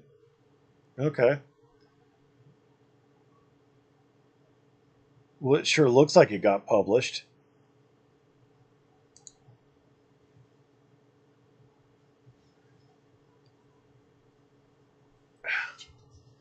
Marquis Arbaugh. What if we just do this?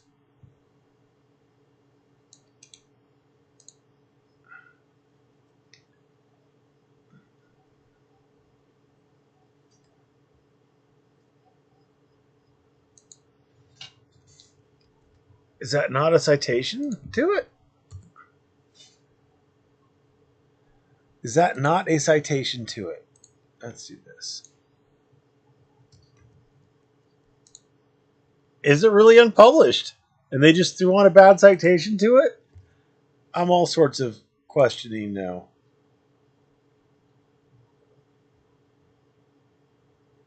I'm all sorts of questioning now.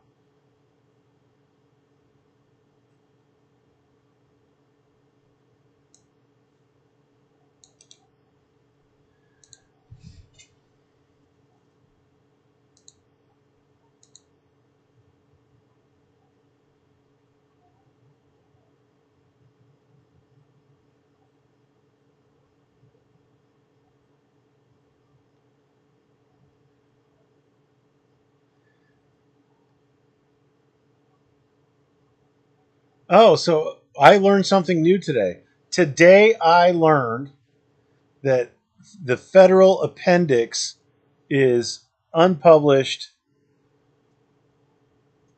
cases.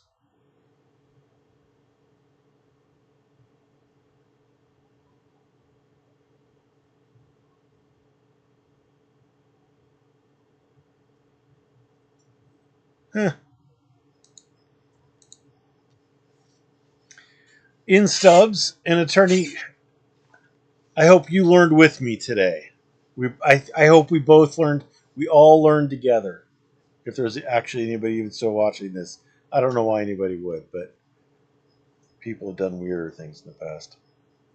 In Stubbs, an attorney decided it would be advisable to stand next to his biker client while the police were attempting an arrest. Stubbs was repeatedly told to step away from his client during the stop. Stubbs argued he had the right, as the attorney, to stand shoulder to shoulder with his client during a traffic stop while armed. The Ninth Circuit determined there was probable cause for the arrest of the attorney. Mr. Decastro agrees with the Ninth Circuit decision. An attorney does not have a right to stand shoulder to shoulder with his client during arrest while armed, ignoring repeated commands of the police. Whoa. Stubbs is completely distinguishable from this case. That's how you're going to determine it?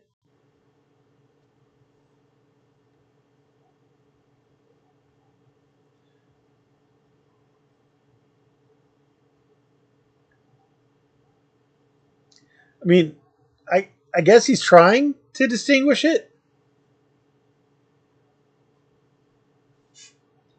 The real distinguishing thing on Stubbs is that the facts are somewhat different, but the big thing is that the court was looking at the right to counsel, not whether or not he had a First Amendment right to record, or whether or not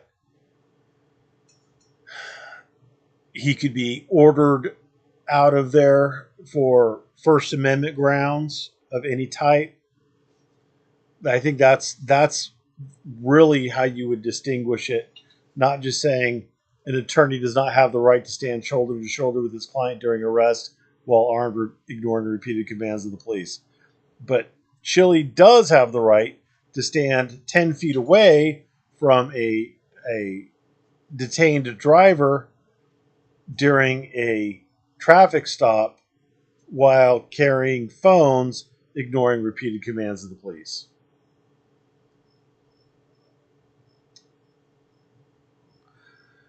On February 22nd, 2024, the Nevada Court of Appeals carefully examined NRS 197.190.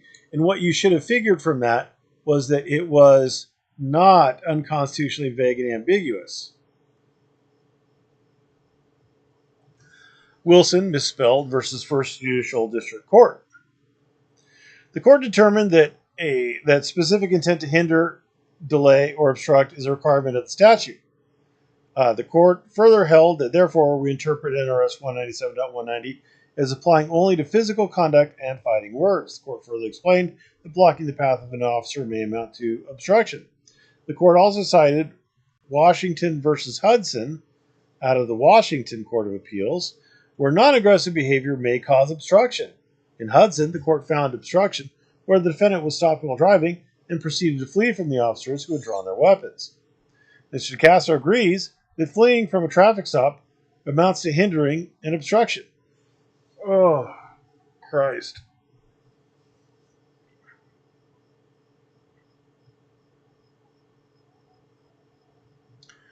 Why?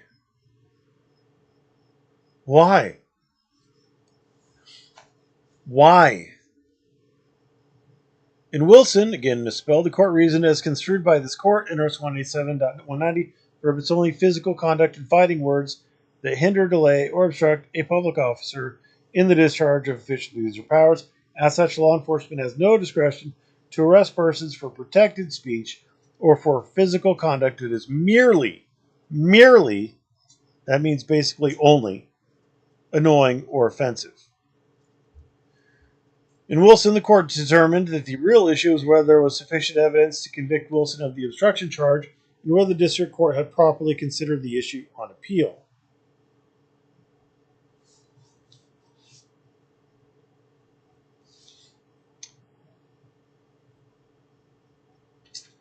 I thought it went up on a writ of certiorari.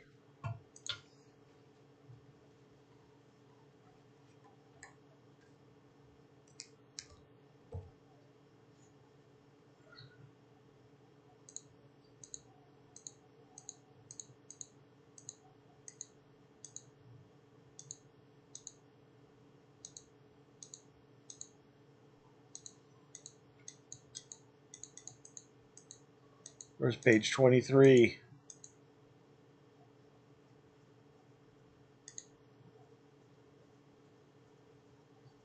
Op at 23.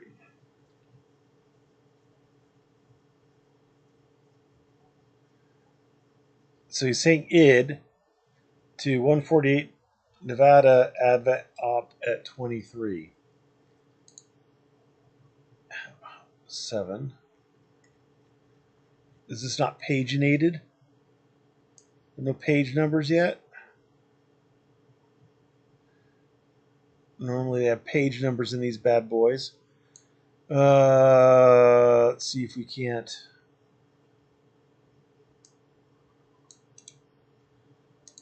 find a version of this.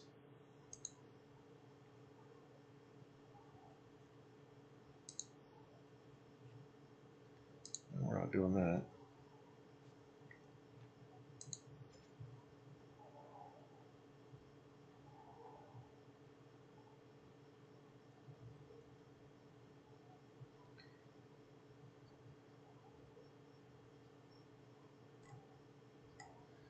This one's not page numbered either. It's not footnote 23.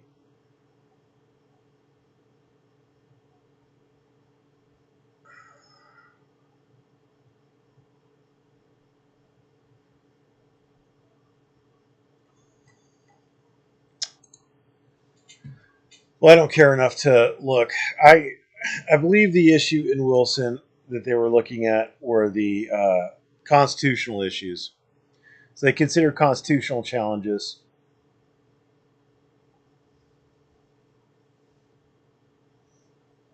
So that's all they were looking at.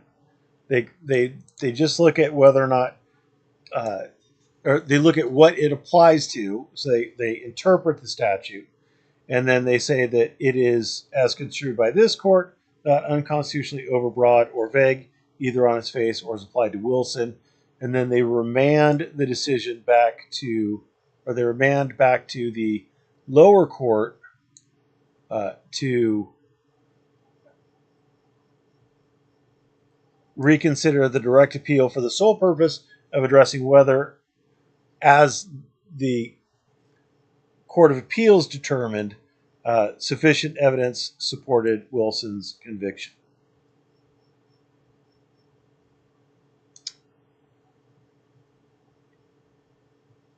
So they weren't looking, the Court of Appeals wasn't looking at whether or not there was sufficient evidence to convict Wilson of the obstruction charge.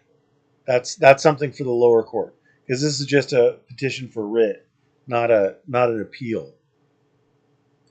The court explained the district court did not have the benefit of our interpretation of NRS 197.190 as being limited to physical conduct and fighting words, and it therefore did not consider whether there was sufficient evidence that Wilson engaged in physical conduct or other fighting words so as to support her conviction of violating NRS 197.190. Yeah. The court remanded, okay, yeah. The Wilson decision was filed less than a month before Mr. Castro's trial. The court should consider the rationale enunciated by the Wilson court in determining the sufficiency of evidence to convict and whether the statute was constitutional as applied to Mr. Decastro. Steve says he edited down the definition of physical act. A person's action, e.g. blocking the path of an officer, or inaction, e.g. refusing to obey a lawful order, may constitute physical conduct. Right? Action or inaction can be a physical act, right? Mr. Castro was never seen physically attempting to obstruct the officer. Additionally, although his words may be considered annoying or provocative or challenging, both state and federal courts have indicated that the language Mr. Decastro used is protected. Citation needed. You have to actually state what state and federal court decisions have arrived at that conclusion. Mr. Decastro invited the officer to write a ticket, which is the exact opposite of obstruction and hindering. I guess in Bizarro world it is. Telling an officer, go back to your car and write your ticket, doggy, or something like that, is actually Mr. Decastro inviting the officer politely to continue about his policing. This is simply a case of an officer who became enraged and retaliated against Mr. Decastro. Mr. Castro never resisted a lawful arrest. Are we slicing the turd a bit thinly there, Mr. Decastro? You never resisted a lawful arrest. So you're saying that the arrest was unlawful, that he lacked probable cause for the arrest. Well, as it so happened, the Wilson case happened. The Wilson case was decided after the officer arrested you. After the officer arrested you. So, did the officer have probable cause to make the arrest at the time he made the arrest? I would posit to you that he did. He did. I would say that he did because the court found that he had more than probable cause. Found that he had beyond a reasonable doubt. The officer inexplicably grabbed him in anger and not the other way around. You don't have to grab someone to resist arrest. And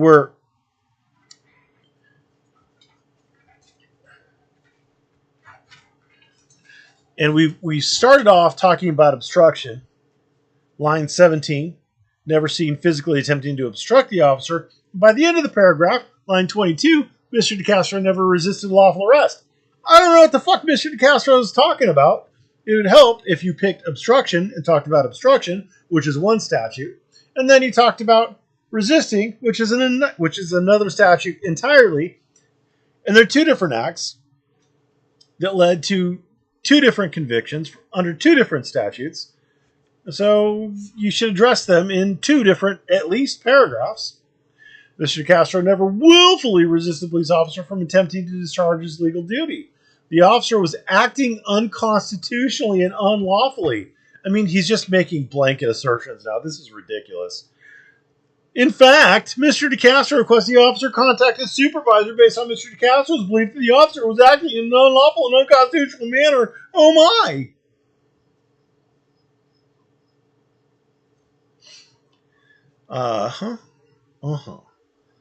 Therefore, both statutes are unconstitutionally vague and ambiguous as applied to Mr. Decastro. Well, as long as you start your sentence with a therefore, then it's true. I'm going to let the dog in because the dog's getting annoying. You want to go, buddy? Yes, you do. Huh?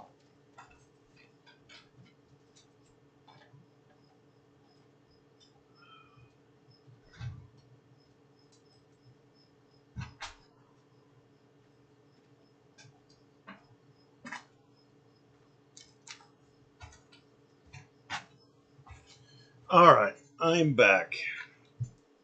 Or mostly back. All right, Mr. Castro was denied his state and federal constitutional rights when his trial was presided over by a judge with prejudice against Mr. Decastro and bias in favor of Metro and the state. Is this a new argument?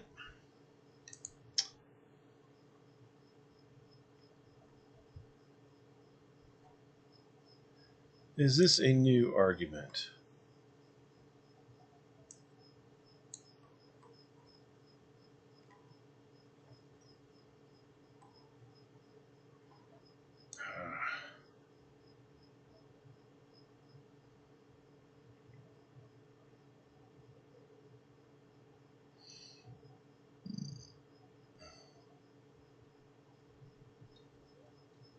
We're looking to see if this is an entirely new argument.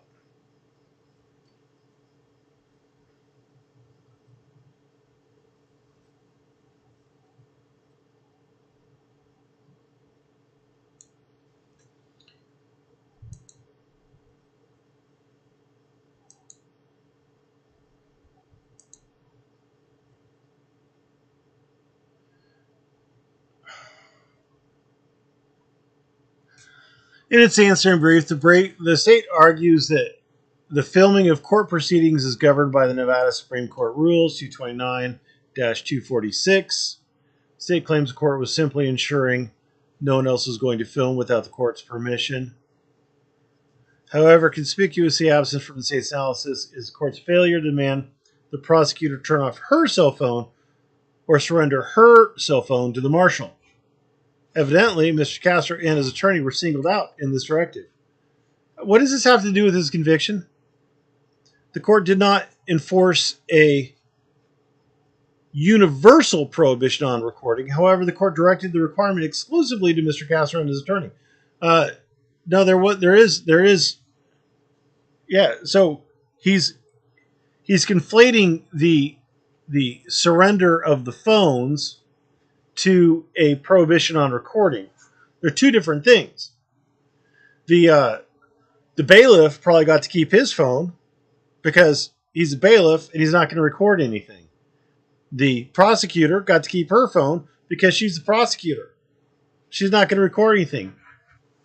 But Chili and his attorney, well, Chili mainly, and his attorney probably because, well, he's Chili's attorney, they got to turn over their phones because Chili and his attorney, Chili and or his attorney, have been recording shit. But again, what does this have to do with Chili's conviction? He wasn't convicted of recording in the courtroom.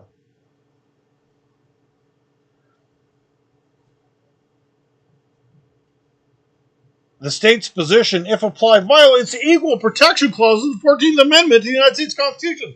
Well, no. See, here's a real easy distinction to make. The state is represented by the state. And so the prosecutor is the state. And the bailiff is the state. And the judge is the state. They're all They're all members of the state. And the state is in the enforcement and or judging of the law. Whereas Chile is not the state.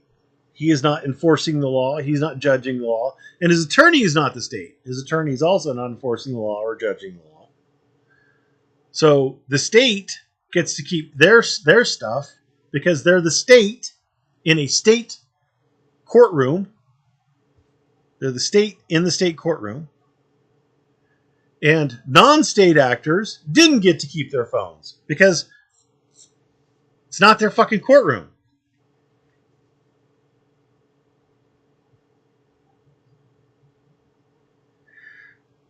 Bartimaeus says Chile's attorney was not required to turn over his phone. Just he had to turn it off. Okay. But anyway, still doesn't fucking matter.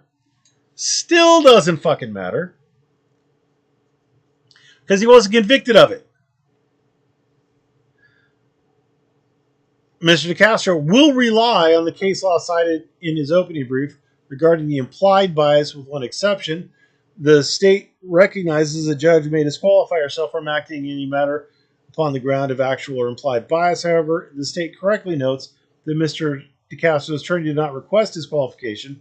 First, Mr. Decastro agrees with the state this is yet another example of failure of counsel to effectively represent Mr. Decastro. No. Not demanding a new attorney not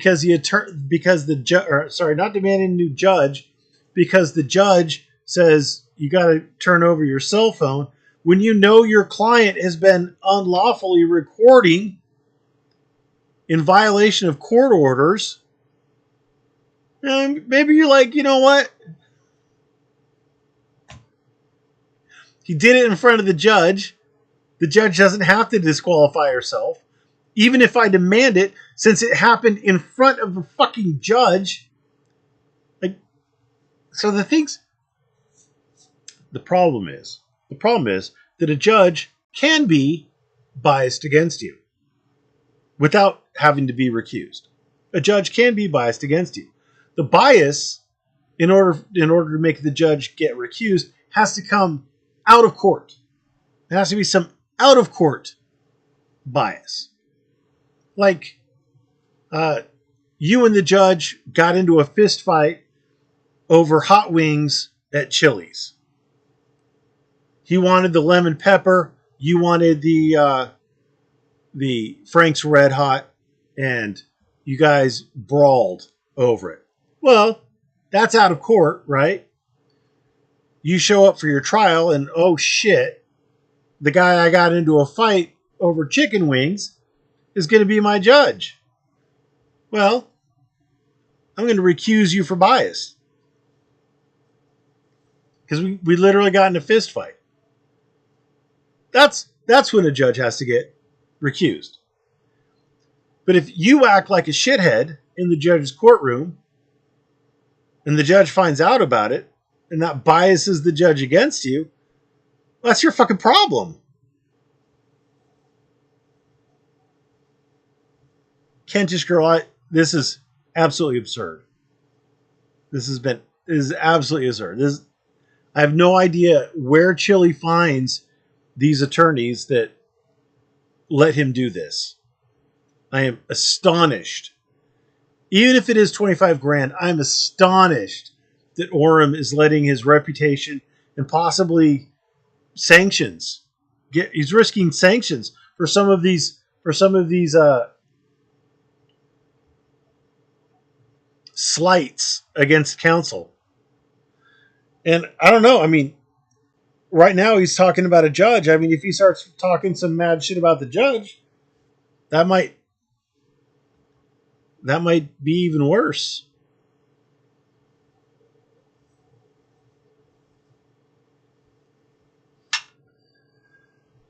However, the failure to object is not fatal to the issue. In this case, a Ninth Circuit case, the court reversed the capital murder conviction of the petitioner who had been convicted of the murder of an FBI agent in Las Vegas. The Ninth Circuit noted the Nevada Supreme Court had made the decision based on whether the trial judge was subjectively biased. The court also noted the Nevada Supreme Court had made a similar mistake in Rippo versus Baker.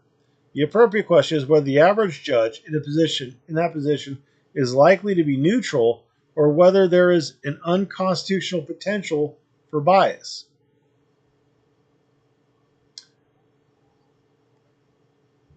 So going back to the fight over hot wings, would a judge who had been in a fist fight with you,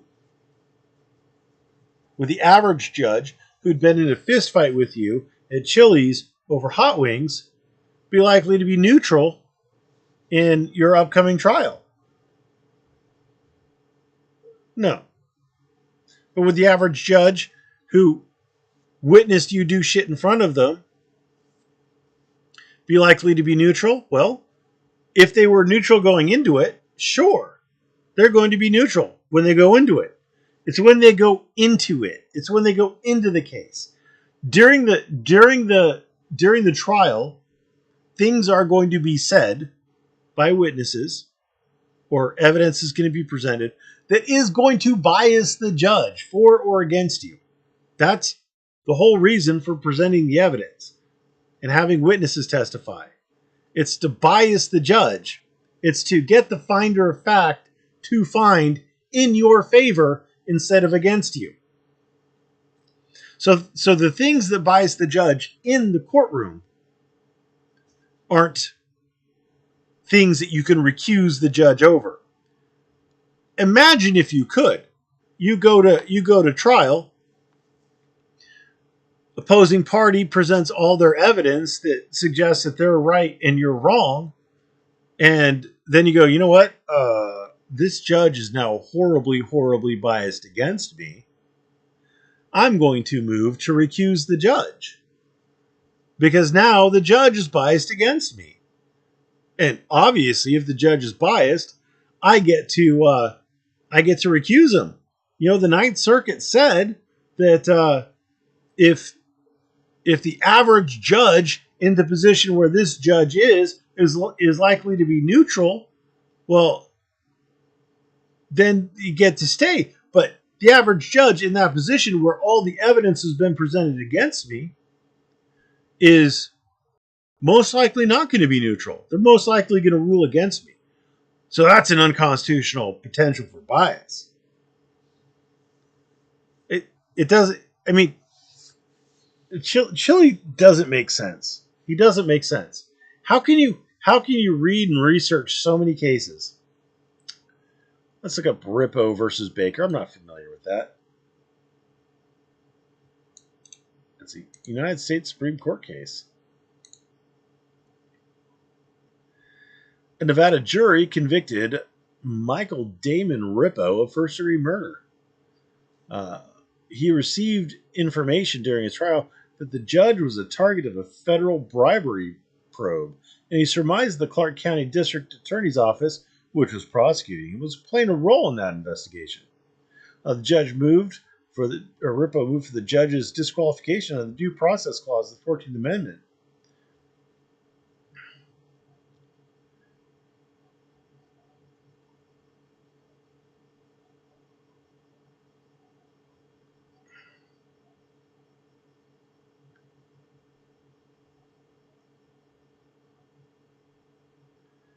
Under our precedents, the Due Process Clause may sometimes demand recusal even when a judge has no actual bias.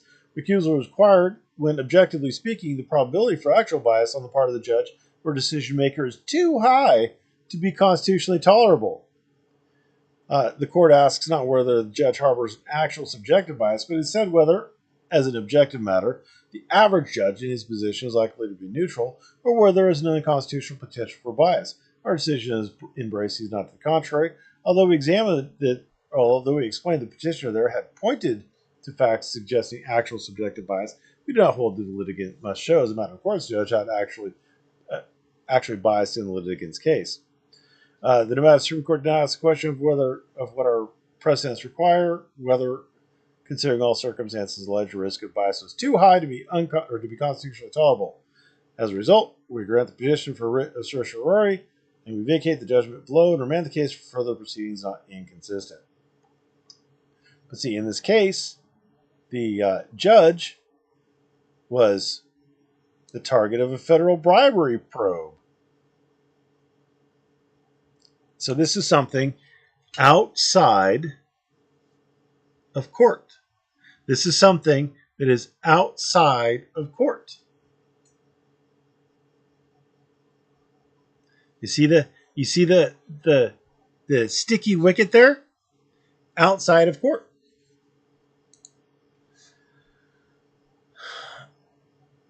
Let's see if there's another one. It's this one. Oops, didn't do it.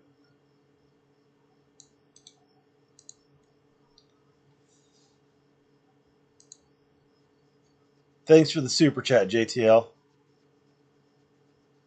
For $5, JTL says, can't stop, won't stop. Thanks, JTL. Appreciate it. I'll spend it all on hookers and cocaine.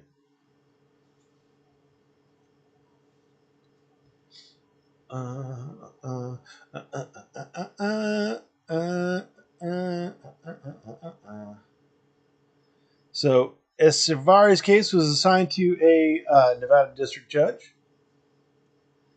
Nevada district judge would be Nevada, the District Court of Nevada, not a state court.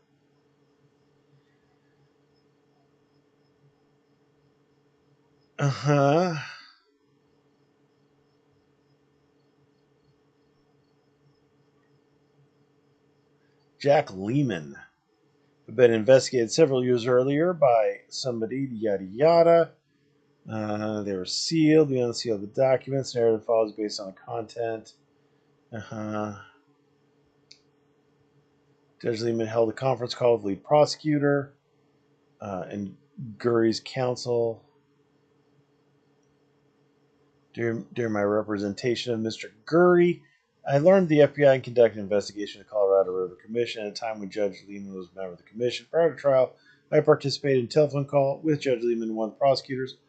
Judge Lehman indicated during the conference call that a reporter had asked him whether he would recuse himself in the trial of Mr. Gurry and Mr. Shavari due to Judge Lehman having been a member of the Colorado River Commission at the time when it was investigated by the FBI. Judge Lehman asked if either party wanted to move to have the judge recuse himself. Neither I nor the prosecution asked him to recuse himself. Again, so notice that this was another thing that happened prior. So this was way back in the Wayback Machine. And then, so there's already a thing. There was already a thing.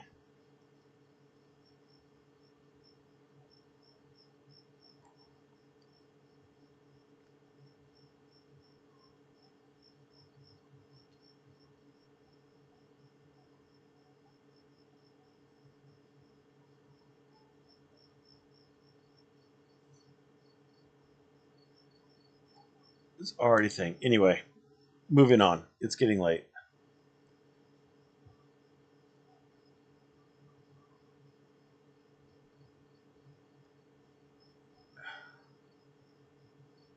All right. So he doesn't. His only proof of bias was that the trial judge made him give up his empty his pockets and give up his phones because she didn't want to be part of his YouTube channel, and clearly biased. Now, she was part of his YouTube channel because he had started recording her in previous hearings and putting her up on his YouTube channel. So it was things that happened after she became his judge. That it wasn't stuff that happened before she became his judge. It was stuff that happened after. Ineffective assistance of counsel. He did not receive. He received effective assistance of counsel. He just didn't win.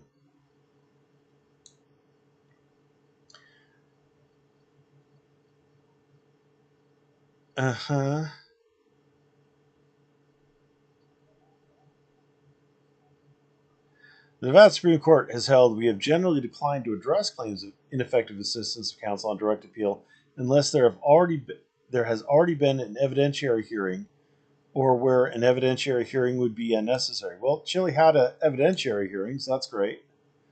In this case, ineffective assistance of counsel can be established without the need for an evidentiary hearing. What?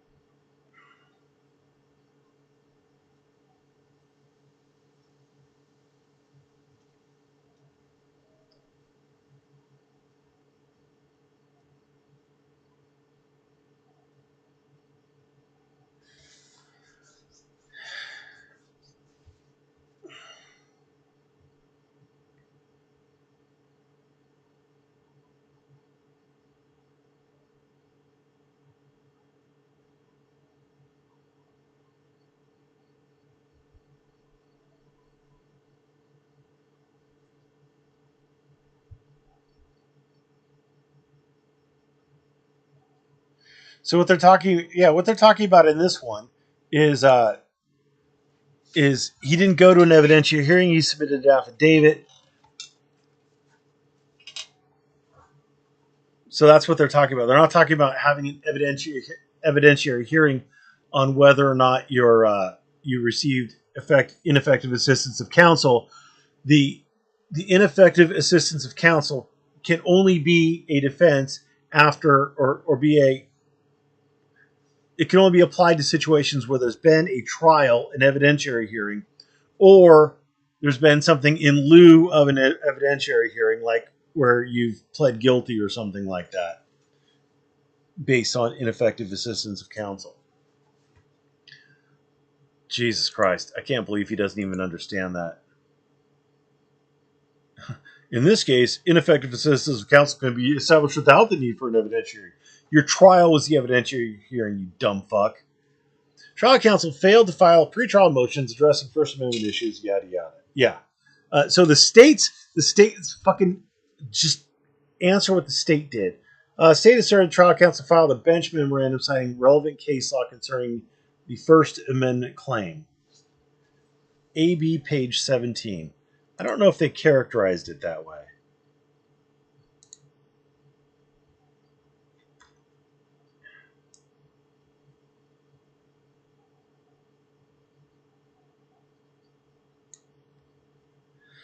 Counsel cannot be ineffective for failing to make futile objections or arguments.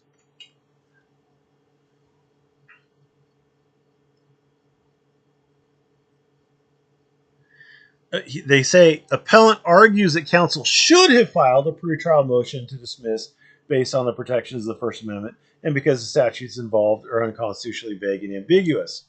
Appellant's trial counsel filed a bench memorandum which included law that was relevant to his First Amendment claim.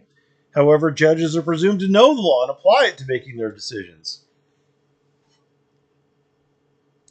So he says, okay, so I guess he was stating correctly. Trial counsel filed a bench memorandum citing relevant case law concerning his First Amendment claim. However, the state neglected to mention the memo was filed untimely. It doesn't matter. It wouldn't have changed anything. The trial judge noted she never received a copy of the memo, and the prosecutor requested the motion be stricken. Okay. Consequently, the court did not consider the memorandum, and Mr. Decastro was promptly found guilty following the discussion about the memo. Yeah, but see, the problem is that it was not. I want to do a thing. Where do I do the downloads? I want to do the appendix. So this was the bench memo, and it was garbage. It was garbage. This is it. There's 2 pages of points and authorities. Dyer versus Smith. You have the right to film police in Dyer versus Smith. And Dyer versus Smith doesn't even have a page citation. In Dyer versus Smith, a federal court. Which one?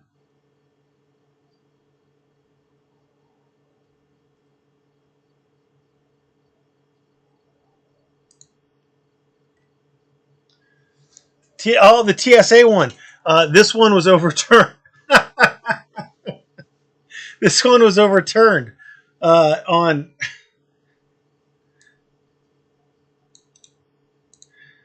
If I remember correctly, this one was overturned on appeal.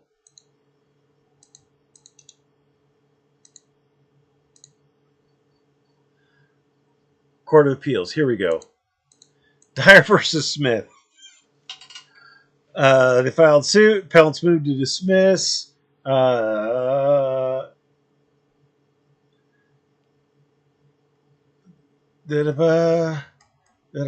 was fucking dismissed. I remember it was fucking dismissed. Therefore, we reverse the Court of Appeals denial of appellant's motion to dismiss and remand with instructions to dismiss. Ugh. You don't get the whole fucking thing. You don't get. He wanted to cite the underlying case. Now, the underlying case was a Bivens case. It was a Bivens action. They're TSA agents that they patted down dude's husband, and the Dyer was filming the TSA agents while they were doing the pat down, and they told him he had to delete the video, and so he sued him under Bivens, and Bivens is a difficult case to make because it's a disfavored cause of action. You can sue state actors under 42 USC 1983, but you can't sue the federal government under 42 USC 1983. And so what Bivens was all about is Bivens basically held that you could sue for a violation of constitutional rights by federal actors. Well, the Supreme Court after that case was like, "Oh, hold up, we've really opened up this fountain of cases that can be brought," and Congress didn't intend it to be this way. And so, what they did is essentially they ratcheted down Bivens to only allow for very specific cases that had already been decided, that had already been allowed to be done, and they don't really allow it to be opened up for anybody to sue for anything under Bivens. And so this is what I would like to say is a bad site. The hold on, where were we? We were in this crystal clear right. So I'll bet you Control F, crystal clear. So right here, there Dyer's allegations fall squarely within this crystal clear right. See Glick. Wait, hold on a second. Where are we at? See Glick. So this whole thing is a citation to an overturn. Oh, he does specifically return as district court's opinion, create a new category of Bivens action, but not overturn as the validity of First Amendment right. But still, this is a Bivens action. It was a Bivens action, and it was overturned. And they didn't have to address the other stuff. That's a bad site. It's a bad site.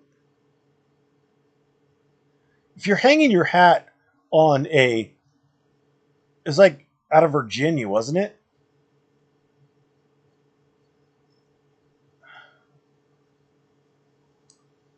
Some East Coast bullshittery.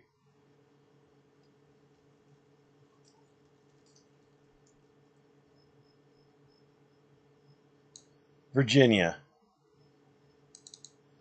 Yeah. So if you're in Nevada and you're citing to a Virginia district court case that's a Bivens action,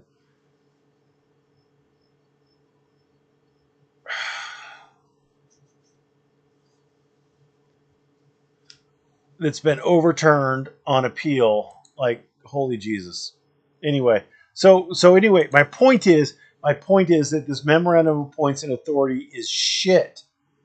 So the Ninth Circuit has recognized a qualified right of access for the press and public to observe government activities. Qualified. You know what that means? You know what a qualified right of access means? Means that it's not unqualified, meaning there can be restrictions placed on it. But what were we doing here? A photojournalist contends that viewing restrictions at a BLM horse roundup violated a First Amendment right to observe government activities. She moved for a preliminary injunction. The district court denied her motion, concluding that blah, blah, blah. It was unlikely to succeed. We have jurisdiction. We reverse because preliminary injunction motion seeks unrestricted access to future horse roundups and not the one that took place. The case is not moot. As to the merits, the court erred by failing to apply the well-established qualified right of access balancing test. It's a balancing test. Oh, it's not an unqualified right. It's an unqualified right of access balancing test.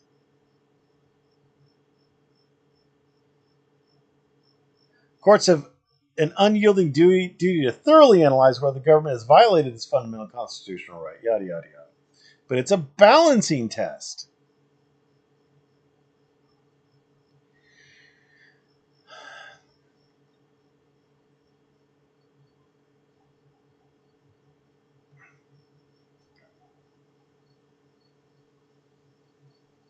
So here's the two-part test. One, whether the place and process has been historically open to the press and general public. And two, whether public access plays a significant positive role in the functioning of that particular process in question.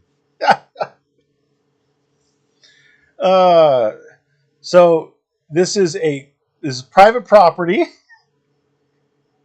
And does public access play a significant role in the function of that particular process in question?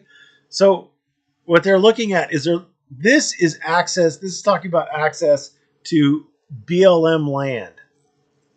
This is access to federal land.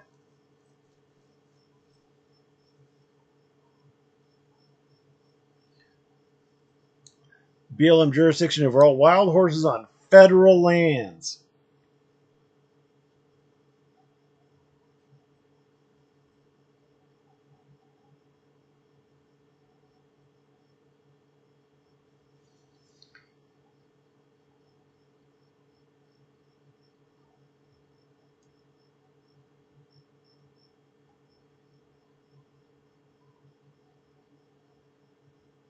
The weaker horses are separated from the stronger horses. Or some are shipped. What happens to the weak horses?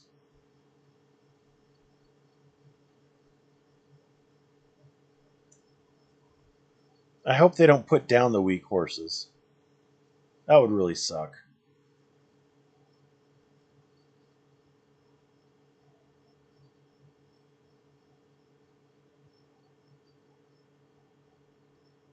Anyway, I'm sorry. I'm tired and my mind is wandering. Oh yeah, we're still looking at this. So this part is dumb because it's off topic. And then we're on indeed officers are generally not even permitted to claim qualified immunity for unlawful restrictions on filming traffic stops. Like this is obviously Chili's writing here because qualified immunity doesn't come into play in a criminal case. And the underlying assumption is it's an unlawful restriction. And you gotta actually show it was unlawful.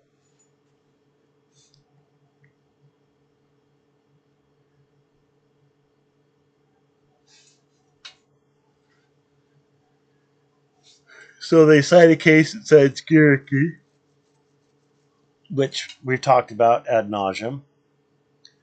as it relates to an alleged obstruction of justice and alleged instances of resisting arrest, White versus Georgia supports the conclusion that one cannot be punished for failing to obey the command of an officer if the command is itself violative of the Constitution. Holy Jesus. Yeah, this is garbage. This is garbage. This is garbage. Like, you didn't lose anything by not presenting this to the court. It's garbage.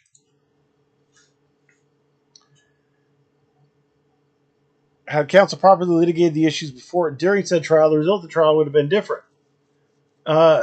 Well, I don't know about that. Not every case is winnable. Not every case is winnable.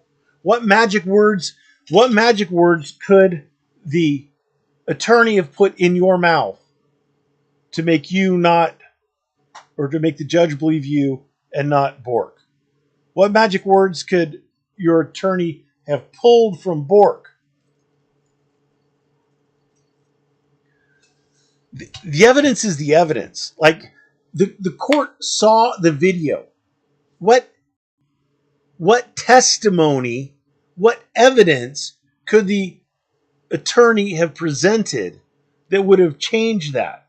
Again, judges are presumed to know the law. Now, I have had instances where I've had to explain the law to a judge, specifically on a civil harassment restraining order hearing, which really irritated me because we had a hearing on it. It was a trial, and the judge ruled against my client, and I asked for a statement of decision because the judge was just absolutely wrong, and the judge agreed to do a statement of decision, which means that she had to actually state all of her findings of fact and conclusions of law. And then she had her clerk call like the next day, and her clerk was like, can you come in for a hearing tomorrow at this time? And so it was going to be one of two things. It was going to be either the judge was going to be like, I screwed up and I'm changing my decision, or the judge was going to change her decision slightly, but re-emphasize that my client still lost.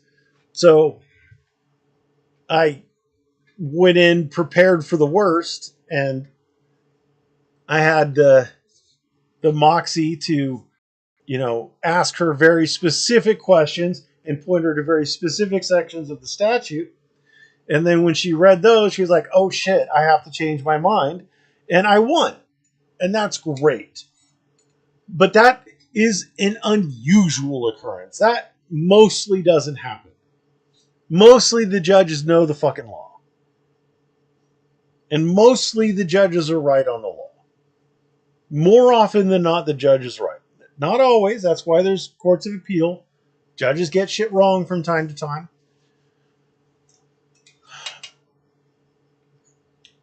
The only thing I think that his attorney could have done better would have been to try to draw out from Chili's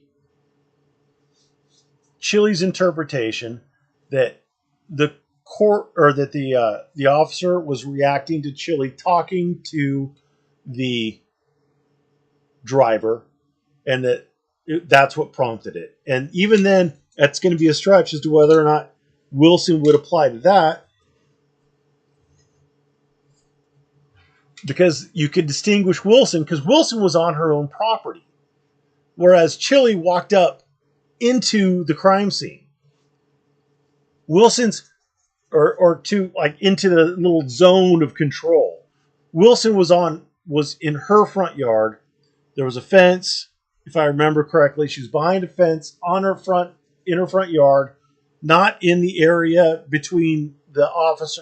She never went between the officer and the officers and the person who was being detained or whatever.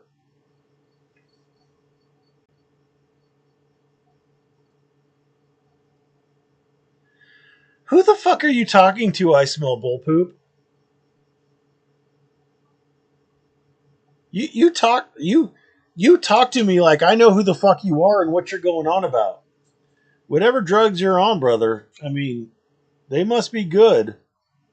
You're having a whole conversation with me over there in the sidebar. Bro.